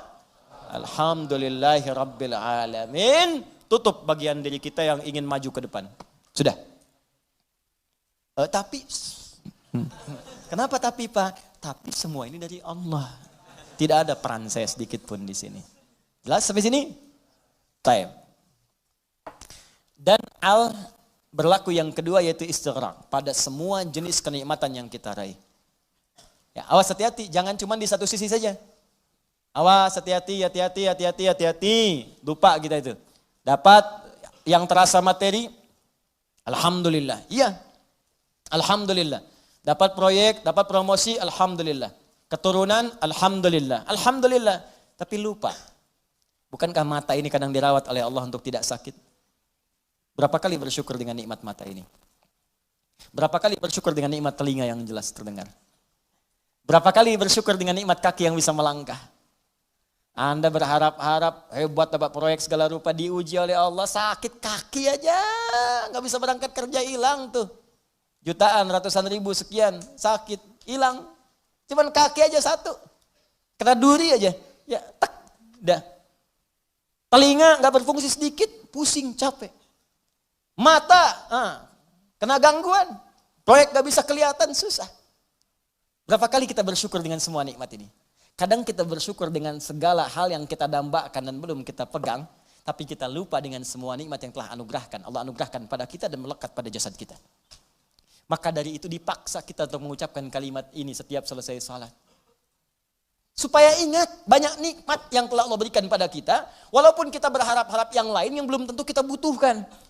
Kalau bahasa yang lainnya mungkin, ini nikmat dah banyak yang kamu butuhkan, saya berikan. Itu aja belum disyukuri, kamu minta yang lain. Itu aja belum mampu nyukurin, kenapa minta yang lain? Yang belum tentu kita butuh, belum tentu kita perlukan. Makanya setelah kita subhanallah, ma'na salat apa yang diucapkan? Alhamdulillah, supaya sadar telah banyak nikmat yang kita peroleh, yang kadang kita menuntut banyak hal yang belum tentu kita butuhkan, tapi kita telah mendapatkan limpahan rahmat yang telah kita perlukan selama hidup kita. Jelas? Nah, bagian terakhir, adab yang ketiga. Ini adab pertama, ucapkan tahmid. Ya, satu. Adab yang kedua, jangan mengambil bagian. Atau kita bisa tegaskan dengan kalimat, tujukan khusus kepada Allah. Khusus kepada Allah. Jadi jangan mengambil bagian dari tahmid kita itu. Saya naikkan ke atas sebagai adab kepada Allah. Dalam semua nikmat yang Allah berikan kepada kita. Baik terasa ataupun yang belum terasakan. Ya, yang terasa sifatnya ini, yang kita dapati dalam kehidupan kita. Yang belum terasakan, yang kadang-kadang kita ikhtiar baru kita peroleh. Jangan bedakan semuanya. Semua setiap kita dapati, alhamdulillah. Makanya kalau berzikir pasca sholat, jangan cuma di lisan. Saat alhamdulillah itu, kaitkan dengan nikmat yang telah kita dapatkan. Jadi begitu mengucapkan alhamdulillah, bayangkan mata sehat, telinga sehat, kaki sehat, hati sehat, pikiran sehat, bening semuanya. Ya, anak sehat, semua sehat, istri sehat, suami sehat. Alhamdulillah. Makanya bersyukurnya nikmat. Alhamdulillah. Tapi nggak ada yang nyampe ke hati gitu. Gak ada yang nyampe. Coba deh ucapkan pelan-pelan. Alhamdulillah, alhamdulillah, alhamdulillah. Rasakan. Ini itu tenang ke hatinya itu. Enak gitu. Zikir yang terasa itu nikmat ke hatinya. Dan ada ketenangan dalam jiwa kita, ada getaran. Ada getaran tersendiri. Enak rasanya itu, ada sentuhan ke hati kita. Ya, sentuhlah ia tepat di hatimu, maka ia akan jadi milikmu untuk selamanya. Ya, sentuh. Maka bacakan zikirmu dengan bahasa hatimu sehingga terjadi koneksi antara hati dengan lisanmu. Catat dul, mana dul? Bacakan. Alhamdulillah, alhamdulillah, alhamdulillah. Tenang. Ala bi dzikrillahi tatma'innul. Yakinlah kalau zikirmu benar kepada Allah, hatimu akan tenang. Ala itu harful ikhbar wa taukid, menyampaikan sekaligus menekankan. Jadi kalau zikirnya hati belum tenang, berarti ada yang enggak benar zikirnya, ada yang belum tepat. Paham ya? Nah, itu dhammah banyak terkumpul. Banyak. Semua segalanya milik Allah, jadi semua punya Allah itu banyak. Jadi semua aktivitas kita yang kita dapatkan nikmatnya itu semua punya Allah. Banyak punya Allah, enggak berkurang. Banyak. Banyak, banyak, banyak. Nah, yang terakhir,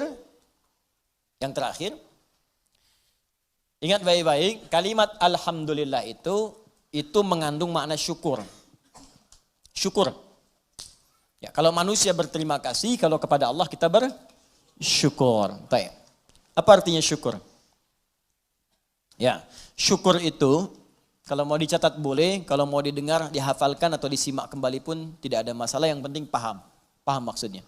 Syukur itu ungkapan rasa terima kasih, ungkapan rasa terima kasih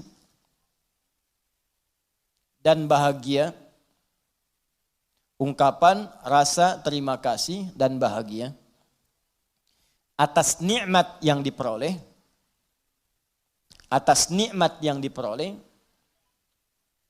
dengan cara menggunakan nikmat itu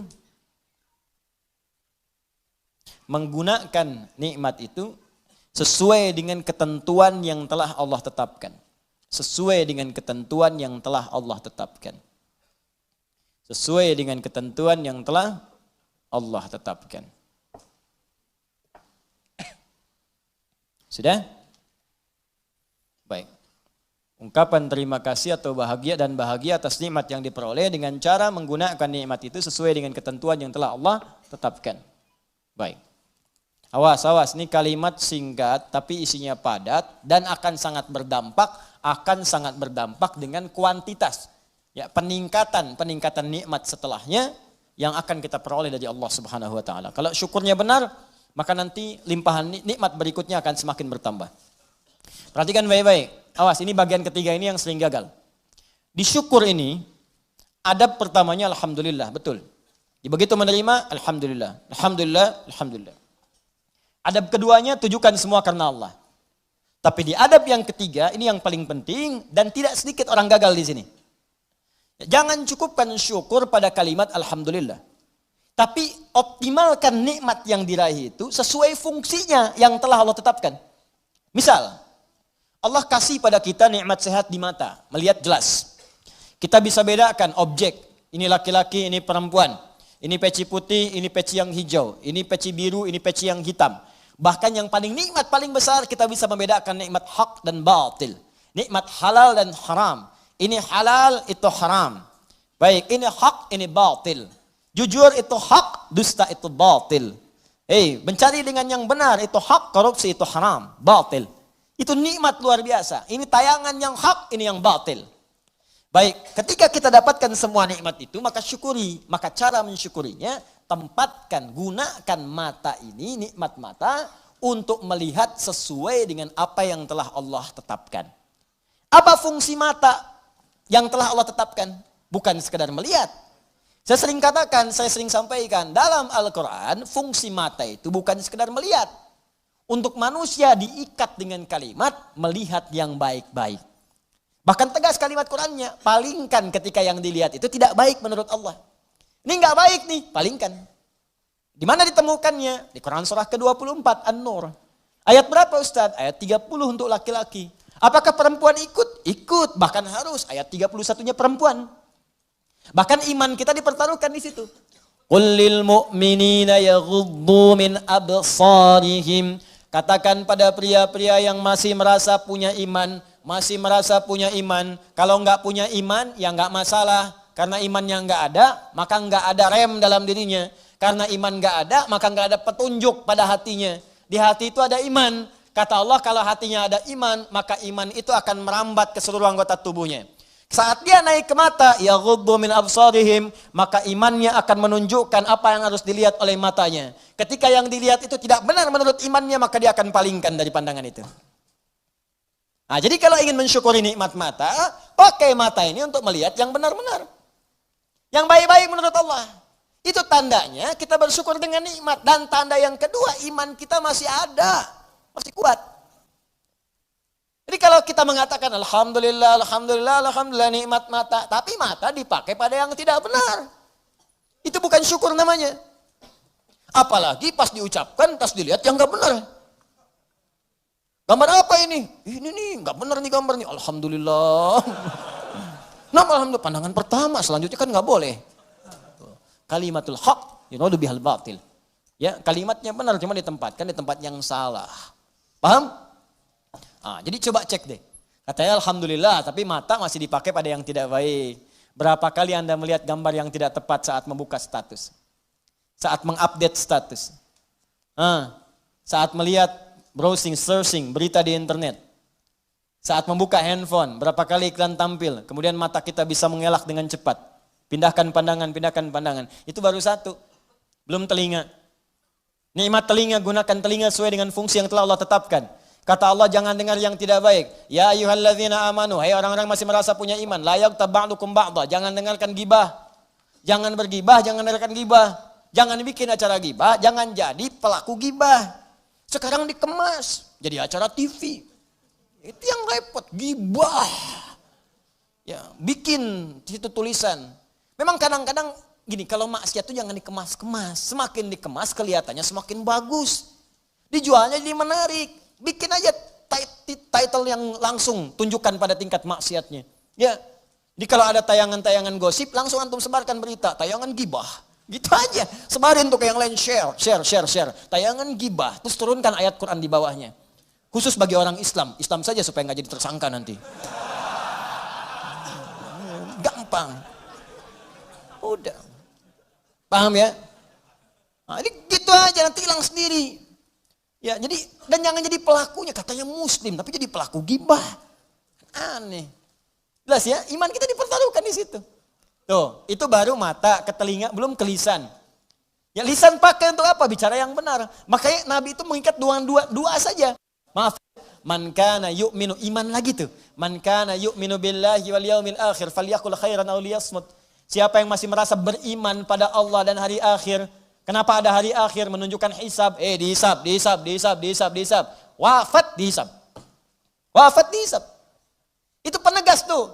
Jadi kalau melanggar ketentuan ini, maaf berarti iman bermasalah. Yang kedua merasa ringan saat dihisab. Falyakul khairan, katakan yang baik-baik. Jadi kalau masih punya iman, yang enggak baik itu akan dikatakan. Apa yang enggak baik? Banyak, dusta. Wailulil mukadzibin, celaka para pendusta. Dusta itu enggak baik. Kalau dusta akan celaka. Gibah, ya celaan, makian, perselisihan, enggak baik. Makanya kalau Anda rajin ikut taklim tapi rajin berselisih, ada yang aneh tuh. Aneh. Katanya taklim, katanya mendekat pada Al-Quran, katanya ingin praktekkan Al-Quran, tapi melanggar isi Quran, aneh. Aneh. Anda belajar di mana? Quran mana yang Anda praktekkan? Mana iman Anda? Taklim itu menguatkan iman, bukan melanggar iman. Itu poinnya. Jadi kalau Anda dekat dengan Allah, itu semua tubuh kita akan dijaga. Lurus pada nilai-nilai kemuliaan. Jelas sampai sini? Itu teman-teman, itu baru tubuh kita. Belum yang lain. Ini saya tanya pada Anda.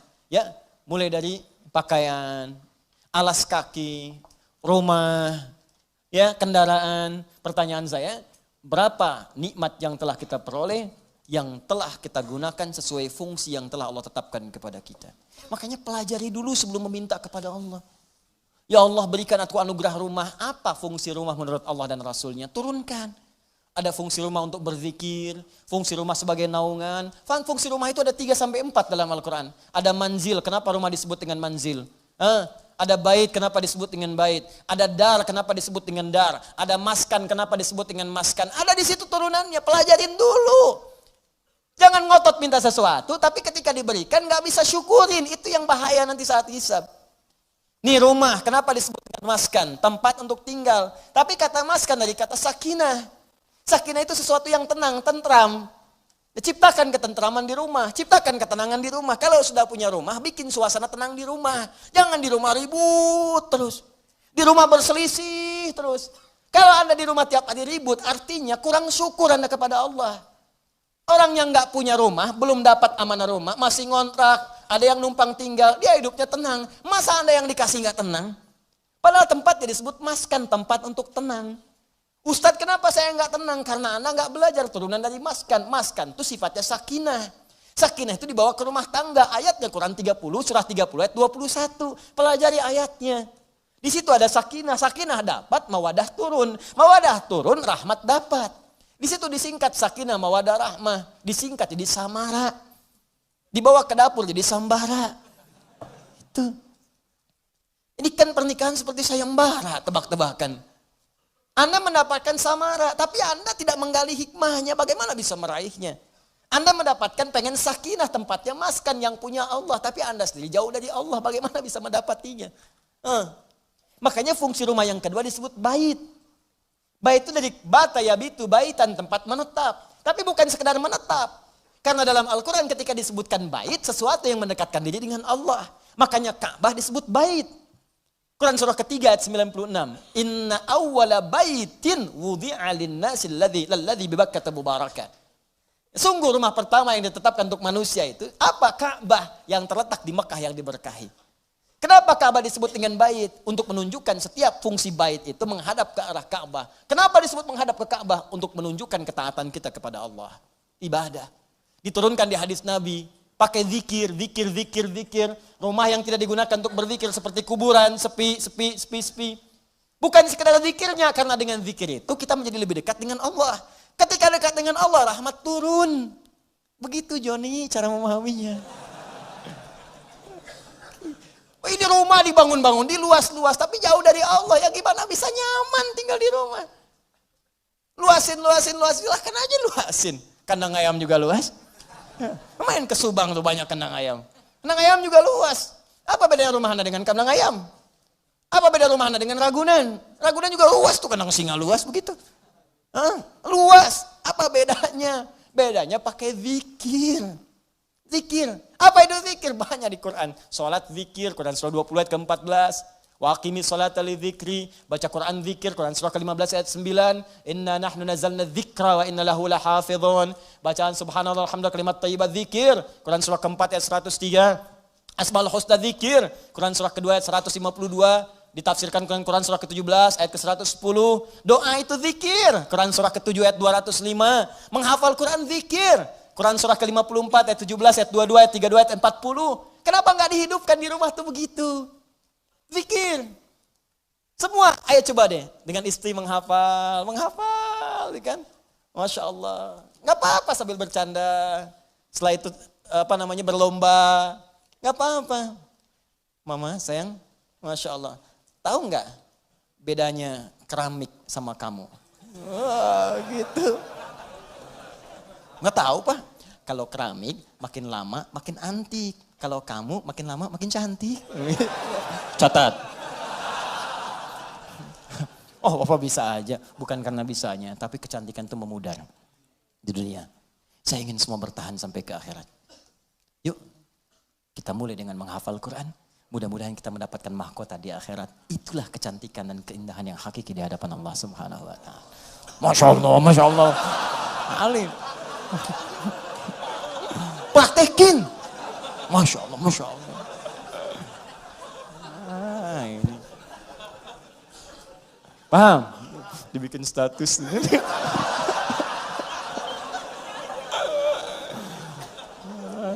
Aduh.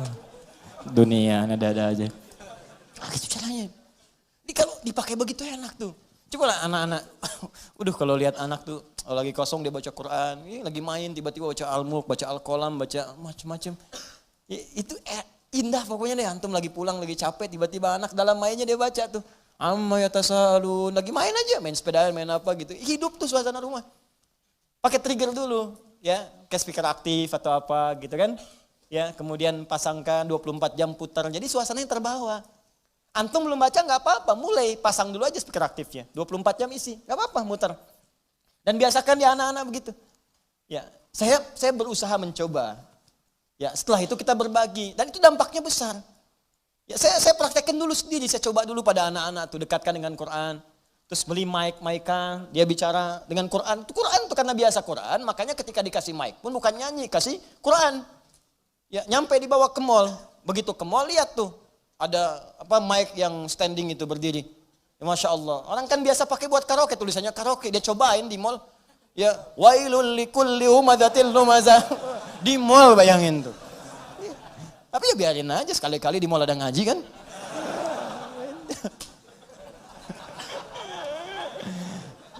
Tapi ya begitu gitu. Itulah nikmat, itulah syukur. Syukur itu butuh realisasi, bukan cuma ucapan. Alhamdulillah rumah kita besar, syukur aja silakan undang bagi dengan tetangga, alhamdulillah. Tapi buktikan, jangan setelah undang tetangga segala rupa, lupa lagi dengan Allah. Tuh kalau digali banyak, ada maskan, ada bait, ada dar, ada manzil. Manzil nazala, turun, manzil tempat menurunkan. Apa yang diturunkan situ? Turunkan keturunan. Makanya jangan pernah bermaksiat di luar rumah. Setelah berumah tangga ada rumah, lakukan semua hubungan di dalam rumah. Jangan maksiat di luar rumah. Ya, yang kedua menurunkan kasih sayang, menurunkan segala rahmat, menurunkan segala perhatian. Di situ berikan pada anak, pada setiap yang ada di rumah dan sebagainya. Itu baru satu. Di kadang-kadang begini, Allah udah kasih, minta yang lain, yang ini aja belum dipakai ibadah. Antum udah nyari-nyari pakaian yang lain, ini pakaian yang dipakai ini udah pernah dipakai ibadah belum? Pakai sholat, pakai ngaji, pakai macam-macam. Ini kadang-kadang begini, saya sering dapat pertanyaan, Ustaz, saya ini cari pekerjaan, gak pernah keterima. Saya bilang, sini mas. Baju ada? Ada. Makan tiap hari ada? Alhamdulillah. Kendaraan ada? Sepeda Ustaz punya? Alhamdulillah. Baik. Rumah ada? Ada Ustaz, alhamdulillah. Sudah berapa banyak yang dipakai ibadah? Sepeda sudah mengantarkan Anda pada sholat? Kadang-kadang Ustaz. Baju udah semua dipakai ibadah? Ya belum semua Ustaz. Itu Anda itu begitu. Itu kan semua titipan. Setiap titipan akan ditanya. Semua orang yang dititipkan itu nggak pengen banyak, nggak ada orang titipin pengen banyak, pengennya sedikit supaya gampang dikembalikan. Atau saat ditanya menjadi lebih mudah menjawabnya. Nah sekarang Anda aja yang dikasih oleh Allah saja titipan belum digunakan pada yang benar, bagaimana bisa meminta yang lain? Barangkali bukan Allah belum mau ngasih, tapi Allah menginginkan Anda maksimalkan dulu nikmat yang ini. Kalau sudah semua maksimal, jangankan Anda minta, belum minta pun Allah bisa kirimkan yang lain. Itu poinnya. Mudah bagi Allah. Karena Allah mampu menguasai semua alam. Jangankan pengen pekerjaan, semua alam pengen dikasihkan. Jangankan menguasai, merawat semuanya, memberikan semuanya, ngasih, memberikan, merawat, mencukupkan, semua diberikan. Sifat yang memberikan, merawat, memenuhi semuanya tanpa kecuali dalam bahasa Arab disebut dengan rububiyah. Yang memilikinya disebut dengan Rabb. Karena itu kata Rabb secara tunggal, kalau tidak dilekatkan dengan kalimat lain, itu artinya nggak boleh diberikan kecuali hanya pada Allah saja. Rabb. Awas hati-hati, Rabb. Nggak boleh manusia diberi nama dengan Rabb. Rabb, kecuali disambung dengan yang lain. Robbie Williams, misalkan. Nah, atau misalnya Muhammad Rabbi, ya. Kalau bersambung dengan yang lain boleh. Boleh. Ya, di kisah Nabi Yusuf Quran surah 12 ayat ke-42. Ya. Wa qala lilladzi dhanna annahu najin minhuma udhkurni 'inda rabbik. Bukan Allah di situ. Ya, ketika Yusuf alaihissalam berkata kepada satu di antara dua orang yang ditakwilkan mimpinya dan dia duga dia akan berhasil keluar dari situ selamat. Ya selamat, maka dia katakan berikan pesan kepada orang ini, ya napi yang akan lolos ini selamat ini, kata Nabi Yusuf alaihissalam, nanti sebutkan kisah saya kepada rajamu. Ya Rabb di situnya, tapi ada kaf di situ, Rabbik bukan Rabb sendiri. Ditunjukkan kepada raja. Jelas sampai sini? Baik, itu boleh, gak ada masalah. Nah, tapi ingat sifat Rabb, kalaupun dilekatkan dengan kalimat lain, itu tidak hanya menunjuk pada aspek kepemimpinan, tapi ada perawatan dan maslahat di dalamnya. Yuk kita baca sedikit tafsirnya. War-rabbu huwal malikul mutasarrif wa yutlaqu fil lughati ala as-sayyid wa ala al-mutasarrif lil islah wa kullu dhalika sahihun fi haqqillahi ta'ala. Kata Rabb itu hanya milik Allah Subhanahu wa taala. Bermakna malik yang memiliki segalanya. Mutasarrif yang berkehendak untuk menggunakan pada apapun yang dikehendakinya pada semua yang dimilikinya. Terserah Allah. Terserah Allah. Nih, maaf ya. Maaf sekali lagi, maaf. Ini tangan punya siapa? Ya Allah. Mata punya siapa? Ya Allah. Telinga punya siapa? Nah, karena punya Allah, terserah Allah, ya Allah yang punya. Iya kan? Sekarang yang punya, nitipin ke kita supaya kita pakai. Makanya kita katakan, inna lillah, kita itu punya Allah. Inna lillahi, kita semua punya Allah. Wa inna ilaihi raji'un. Karena kita punya Allah, besok lusa kita pulang kepada Allah. Karena kita punya Allah, mata punya Allah, telinga punya Allah, tangan punya Allah, terserah Allah. Maka Allah bikin aturan. Karena kamu punya saya yang ciptakan. Nih cara menggunakan semua jasad dalam tubuhmu. Pakai sesuai petunjuk pemiliknya. Tangan gunakan begini, mata gunakan begini. Makanya kalau tangan dipakai maksiat, Allah marah yang punya. Wasariqu wasariqatu faqtu aydiyahuma, kata Allah, tangan, saya kan suruh gunakan yang baik. Kenapa dipakai mencuri? Daripada pakai mencuri, potong aja tangannya. Yang punya marah. Saya punya motor saya titipkan pada Anda. Saya bilang pakai motor ya, pakai yang baik-baik, buat taklim, buat cari nafkah. Anda pakai motor buat maksiat, rampok orang pakai motor itu, saya marah nggak? Marah. Motor Anda tabrak-tabrakin, bemper pengok, spion hilang, gitu kan? Semua habis. Marah nggak saya? Marah. Ini tubuh kita punya Allah, dipakai maksiat, ya wajar Allah marah. Perangkat hidup punya Allah, dipakai maksiat, wajar Allah marah. Malikul mutasarrif. Makanya kata yang memiliki dan mengatur semuanya sesuai dengan kehendaknya itu Rabb namanya. Kalau kalimat itu diambil untuk sifat keteladanan kepada makhluk misal manusia, maka tambahkan kalimat lain. Rabbul bait yang merawat rumah. Ya, Rabbud daulah yang merawat pemerintahan. Kenapa disebut Rabb? Supaya dengan perawatan itu memberikan maslahat. Makanya para pemimpin baik di rumah tangga ataupun aspek yang lebih luas lagi, kalau dia memimpin tapi tidak mengarahkan pada yang lebih baik, besar pertanggungjawabannya di hadapan Allah Subhanahu wa taala. Tinggi itu. Awas, hati-hati. Hati-hati. Dan itu berat di hadapan Allah Subhanahu wa taala. Nah, kita tutup kalimatnya, alhamdulillahi rabbil alamin. Kata Allah, kenapa menggunakan kata Rabb? Rabb itu sifat memberi tanpa batas, sifat merawat dengan sempurna. Kalau engkau bersyukur kepadaku, menggunakan semua nikmat yang telah aku berikan sesuai dengan perintahku dan fungsinya, maka aku akan tambahkan lagi bagi kalian. Tambahkan lagi.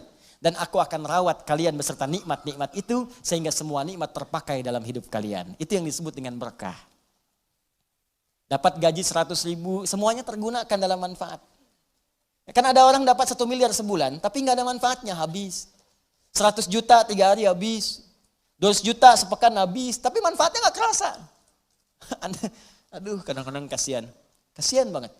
Dapat gaji 100 juta, sepekan habis. Pakai nonton burung, pakai nonton kuda doang. Kuda lewat, bayar 20 juta, cuma lihat kuda doang. Masya Allah, pakai ini, pakai itu. Jalan sini, dia sini nggak menikmati. Kalau berkah nggak apa-apa, makin banyak makin berkah. Banyak beri orang lagi, sedekah lagi, berkah nggak apa-apa. Ya. Pilih mana? Sedikit tapi berkah atau banyak tapi berkah? Banyak tapi berkah. Banyak berkah. Ya berangkat umrah, berangkat haji, sedekah, infak, ini banyak berkah, banyak. Alhamdulillah, nggak apa-apa. Tapi sering terjadi banyak dikumpul-kumpul, dia sendiri nggak merasakan itu. Dan yang paling dahsyat itu kadang berkelahi dengan orang yang dipegang aja di tabungannya belum habis. Itu sekarang banyak orang aneh itu, banyak orang aneh. Beneran, serius saya. Banyak orang aneh. Kalau Anda cek kekayaannya luar biasa. Miliaran, triliunan dan sebagainya. Tapi masih mengharapkan yang lain. Itu aja belum kepake buat dia. Bawa uang aja 1 miliar. Masuk ke restoran. Makan. Mau makan apa situ? Itu aja belum habis. Sudah pengen makan aspal, makan hutan, makan ini, makan itu. Allahu Akbar. Apa yang mau dimakan? Kasihan saya. Kasihan bener. Hidupnya kasihan. Dikumpul-kumpul kepake enggak. Mati aja. Udah selesai itu. Jadi cuma mewariskan masalah. Dan kalau nggak berkah, celaka begitu dia meninggal, orang rebutan, anak cucunya rebutan, saling tembak, saling bunuh, meninggal, nggak ada yang dapet. Kan sering saya bilang kayak 2 orang rebutan mobil, dua-duanya meninggal, mobilnya cuma ketawa. Paham ya? Nah, maka kalau kita benar menggunakannya, Rabb, sifat rububiyah itu muncul. Allah akan merawat. Maksudnya menjadikan semua nikmat yang Allah berikan pada kita berkah. Kepake semua. Kepake, ada manfaatnya. Berkah itu ziyadatul khair, nilai kebaikannya bertambah. Nah, kemudian sifat Allah untuk memberikan tambahan itu dialihkan, diuraikan pada kita dengan melimpah. Tambah, tambah, tambah, tambah. Kata Allah, jangankan rumahmu yang kecil itu, semua alam saja tanpa batas saya bisa rawat. Jangankan kau minta yang sedikit, minta semua alam pun aku berikan karena aku Rabbul Alamin. Karena itu sifat lillah, alhamdulillahi, hi harakatnya. Kemudian sifat yang kedua ikut, Rabbi bukan Rabbu, Rabbi i-nya menunjuk kepada Allah tadi. Seperti bismillahirrahmani. Ya, rahmani i ke Allah. Maka Rabbi ke Allah, Rabbil Alamina. Kata Allah, akulah Tuhan yang merawat, yang menguasai semua alam. Alam saja sudah jamak bentuknya. Alam, jamak. Alamin, jam'ul jamak. Jamak dari semua jamak. Jadi kalau ada yang banyak, semua yang banyak itu aku kuasai, kata Allah. Manusia sedikit. Kalau kau mau minta, aku berikan. Apa yang kamu inginkan? Kalau kamu ingin aku rawat, aku rawat. Jangankan kamu, semua alam aja aku rawat, apalagi cuman kamu. Jelas ya? Nah, maka dari itu pada ayat yang ketiganya Allah turunkan kemudian ayat yang sangat indah untuk menerapkan kaidah di ayat yang kedua ini. Perhatikan baik-baik. Kalau Anda benar-benar bersyukur kepadaku, kata Allah, menggunakan nikmat dengan baik sesuai peruntukanku, aku akan tambahkan kepadamu, aku akan rawat nikmatmu, bahkan apapun yang kamu minta, walaupun sepenuh alam, aku akan berikan jika engkau itu butuhkan, karena aku penguasa, pemilik dan pengatur semua alam tanpa kecuali. Maka turun Quran surah ke-14 ayat ke-7 di kaidah ini. La in syakartum la azidannakum. Kalau engkau bersyukur kepadaku, la azidannakum, maka aku akan tambahkan kepadamu. Masih ingat teman-teman sekalian? Kalimat alhamdulillahirabbil alamin, bukankah kalimat syukur? Syukur atas apa? Nikmat, nikmat yang kita peroleh. Di mana nikmatnya? Di kalimat ayat pertama. Bismillahirrahman, rahman nikmat dunia. Rahim nikmat akhirat. Saat mendapatkan nikmat dunia, alhamdulillah. Begitu kita alhamdulillah, benar alhamdulillahnya, Allah tambahkan rahmannya. Syukur lagi, Allah tambahkan rahimnya. Pahala tambah lagi, pahala tambah lagi. Rahmannya tambah, lipatkan lagi. Sekarang motor, besok mobil. Sekarang mobil, besok bis. Sekarang bis, besok kereta. Nambah. Karena itu ketika Anda alhamdulillahirabbil alamin, maka Rahman dan Rahim Allah akan tambahkan. Rahman dunia, Rahim dalam urusan akhirat. Karena itulah pada ayat selanjutnya turun lagi kalimat Ar-Rahmanir Rahim. Untuk menegaskan ketika Anda benar bersyukur kepada Allah, maka sifat Rahman dan Rahim berupa pemberian Allah akan terus dilimpahkan kepada kita. Dan itu janji Allah dalam kalimat La in syakartum la azidannakum. Maka selesai pembahasan 2 ayat sekaligus, ayat yang kedua dan ayat yang ketiga. Sekarang pertanyaannya, kalau ada orang yang tidak bersyukur dengan semua itu, dan dia merasa itu punya dia. Seperti Korun pernah dicontohkan dalam masa-masa yang lampau. Sekarang muncul lagi korun-korun milenial misalnya. Ya, korun-korun kekinian. Maka penting kita ingatkan ada ancaman yang berlaku dalam Al-Quran dan penegasan tentang apa yang terjadi jika seseorang merasa memiliki bukan sebagai titipan yang harus tingkatkan syukurnya kepada Allah Subhanahu wa taala. Itu nanti yang kita bahas di pertemuan berikutnya dengan turunnya ayat yang keempat, Maliki Yaumiddin. Baik, izinkan saya menyampaikan pengumuman. Yang pertama, kita bersyukur bahwa Allah berikan kemerdekaan pada negeri kita sampai 74 tahun. Dan kita berdoa semoga negeri ini Allah berikan keberkahan, kedamaian, kemakmuran insyaAllah. Karena itu saya mengajak kepada seluruh anak bangsa Indonesia seluruhnya, mari kita bangun negeri ini yang kita cintai dengan mengerjakan semua yang terbaik untuk negeri kita ini. Kalau bekerja, bekerja yang jujur, bekerja yang benar. Kalau bangun, bangun yang baik. Jangan berbuat curang, hindari segala sesuatu yang tidak baik. Bukan hanya kita berada di sini sebagai warga negara Indonesia, tapi sadarilah kita ini hamba Allah yang akan wafat dan pulang menghadap kepada Allah Subhanahu wa taala. Maka saya ingatkan kepada para pengurus negeri, Presiden, Anda itu hamba Allah, Anda akan wafat, Anda akan pulang dan dimintai pertanggungjawaban. Menteri-menteri Anda hamba Allah, bukan sekedar pejabat di dunia, Anda akan wafat, Anda akan pulang, Anda akan dimintai pertanggungjawaban oleh Allah Subhanahu wa taala. Para rakyat, kita hamba Allah, kita akan pulang, kita akan wafat, dan dimintai pertanggungjawaban oleh Allah Subhanahu wa taala. Karena ini mumpung masih hidup, mudah-mudahan di bumi ini kita lahir, di bumi ini kita wafat dikuburkan dan menjadi saksi bahwa kita pernah beramal soleh di bumi Indonesia ini dengan Allah Subhanahu wa taala. Yang terakhir, insya Allah bagi siswa-siswa yang telah terdaftar untuk dikirim pendidikan, baik pendidikan da'i nanti di Al-Azhar di bulan September untuk 2 bulan duat se-Indonesia ada 10 orang. Insyaallah nanti bersiap-siap, nanti kami informasikan kembali. Untuk yang Sudan ada 40 orang kami kirimkan insyaallah di tahun ini. 30 insyaallah untuk Jami'ah Afriqiyah Alamiyah, yang 10 untuk di Tajul Hafizin. Insyaallah ini sedang menunggu informasi dari Kementerian Luar Negeri dari Sudan, dan dalam waktu dekat insyaallah akan ada. Kalau sudah ada itu bersiap-siap diinfokan, mungkin 2 pekan paling lambat setelah itu bersiap-siap untuk berangkat, dan akan ada pembinaan sebelum berangkat. Mudah-mudahan kalian jadi ulama, bisa meneruskan. Saya bangun-bangun sekarang, ini bangun Quantum Akhir Institute, bangun untuk media, bangun untuk macam-macam, itu semua wakaf lillahi ta'ala, sampai kita sedang siapkan bangun untuk pesantren. Nanti kalau misalnya Anda pulang telah selesai, Andalah yang kemudian akan meneruskan itu. Ya kalau saya besok lusa wafat, lebih dulu dibanding Anda semua, Anda insya Allah meneruskan semua perjuangan itu, jangan berhenti, termasuk di majlis ini. Ya masjid, majlis ini, itulah yang kita kerjakan, dan kita akan bergantian satu dengan yang lainnya. Ya itulah hidup, dan itulah jalan kita untuk beramal saleh. Niatkan benar karena Allah Subhanahu wa taala, termasuk Anda, para ayah, para ibu, besok lusa kita semua wafat, maka anak-anak yang akan meneruskan perjuangan kita. Maka sekolahkan mereka di tempat yang baik. Ya berikan pendalaman Al-Quran, berikan kesempatan untuk belajar mendapatkan bimbingan salat, supaya kalau kita wafat tenang kita, karena mereka akan membawa nama baik kita sampai kembali menghadap kepada Allah Subhanahu wa taala. Itu nasihat saya, semoga Allah meridhai kita semua, dan saya memohon maaf kepada seluruhnya apabila dalam taklim sampai hari ini ada banyak kekurangan-kekurangan dan kesalahan-kesalahan yang tentunya Anda dapatkan. Kalau dalam materi itu salah, gampang, tinggalkan aja dan cari pendapat lainnya lebih baik. Tidak usah banyak berdebat, tidak usah banyak diperselisihkan. Tapi adabnya Anda bisa tanyakan kepada saya. Kalau memang itu salah, saya sendiri juga akan menyampaikan bahwa itu keliru. Tinggalkan pendapat saya, ambil pendapat yang lain lebih benar. Ketimbang Anda cuma publikasikan atau bikin sesuatu yang tidak ada solusinya di situ. Kalau ternyata Anda yang salah, saya tunjukkan, oh bukan seperti itu pemahamannya. Maka kemudian Anda pun tidak perlu repot untuk meralatnya. Karena di situ ada nilai-nilai kebaikan yang mungkin kita bisa belajar bersama. Ya, saya kira itu. Allahumma taqabbal minna innaka antas samiul alim. Nahmaduka hamdan syakirin, hamdan na'imin, hamdan yuwafi ni'amahu wa yukafi mazidah. Ya Rabbana lakal hamdu wa lakal syukru kama yanbaghi li jalali wajhikal karim wa li 'azimi sultanik. Allahumma salli wa sallim wa barik ala habibikal karim rasulikal mustafa al-amin sayyidina Muhammadin wa ala alihi wa sahbihi ummati ila yaumiddin. Allahumma rabbana la tad'a lana fi maqamina hadha wa fi kulli maqamin dhanban illa ghafarta.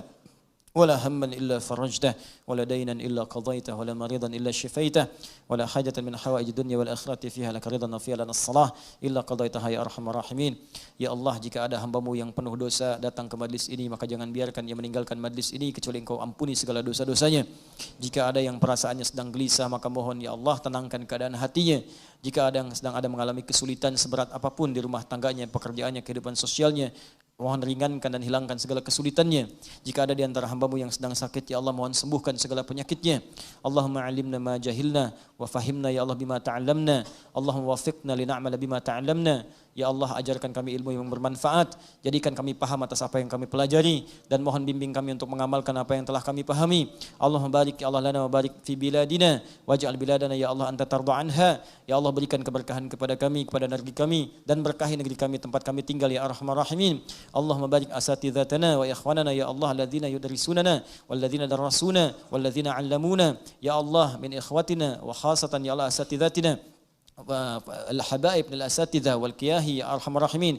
Ya Allah, mohon berikan keberkahan pada ustaz-ustaz, para habaib, para guru-guru, kiai-kiai yang ada dan mengajar kepada kami, baik itu orang tua kami, kerabat kami, paman kami, uak kami, ataupun siapapun yang telah mengajarkan kami. Anugerahkan keberkahan kepada ilmu mereka, ikhlaskan mereka ya Allah, dan lipatkan pahala kepada mereka. Allahumma rabbana atina fid dunya hasanah fil akhirati hasanah wa qina adzabannar bi fadlika subhana rabbika rabbil izzati amma yasifun wa salamun alal mursalin wa akhiru da'wana alhamdulillahi rabbil العالمين. سبحانك اللهم وبحمدك أشهد أن لا إله إلا أنت أستغفرك وأتوب إليك وآخر دعوانا الحمد لله رب العالمين. العفو منكم. السلام عليكم ورحمة الله وبركاته.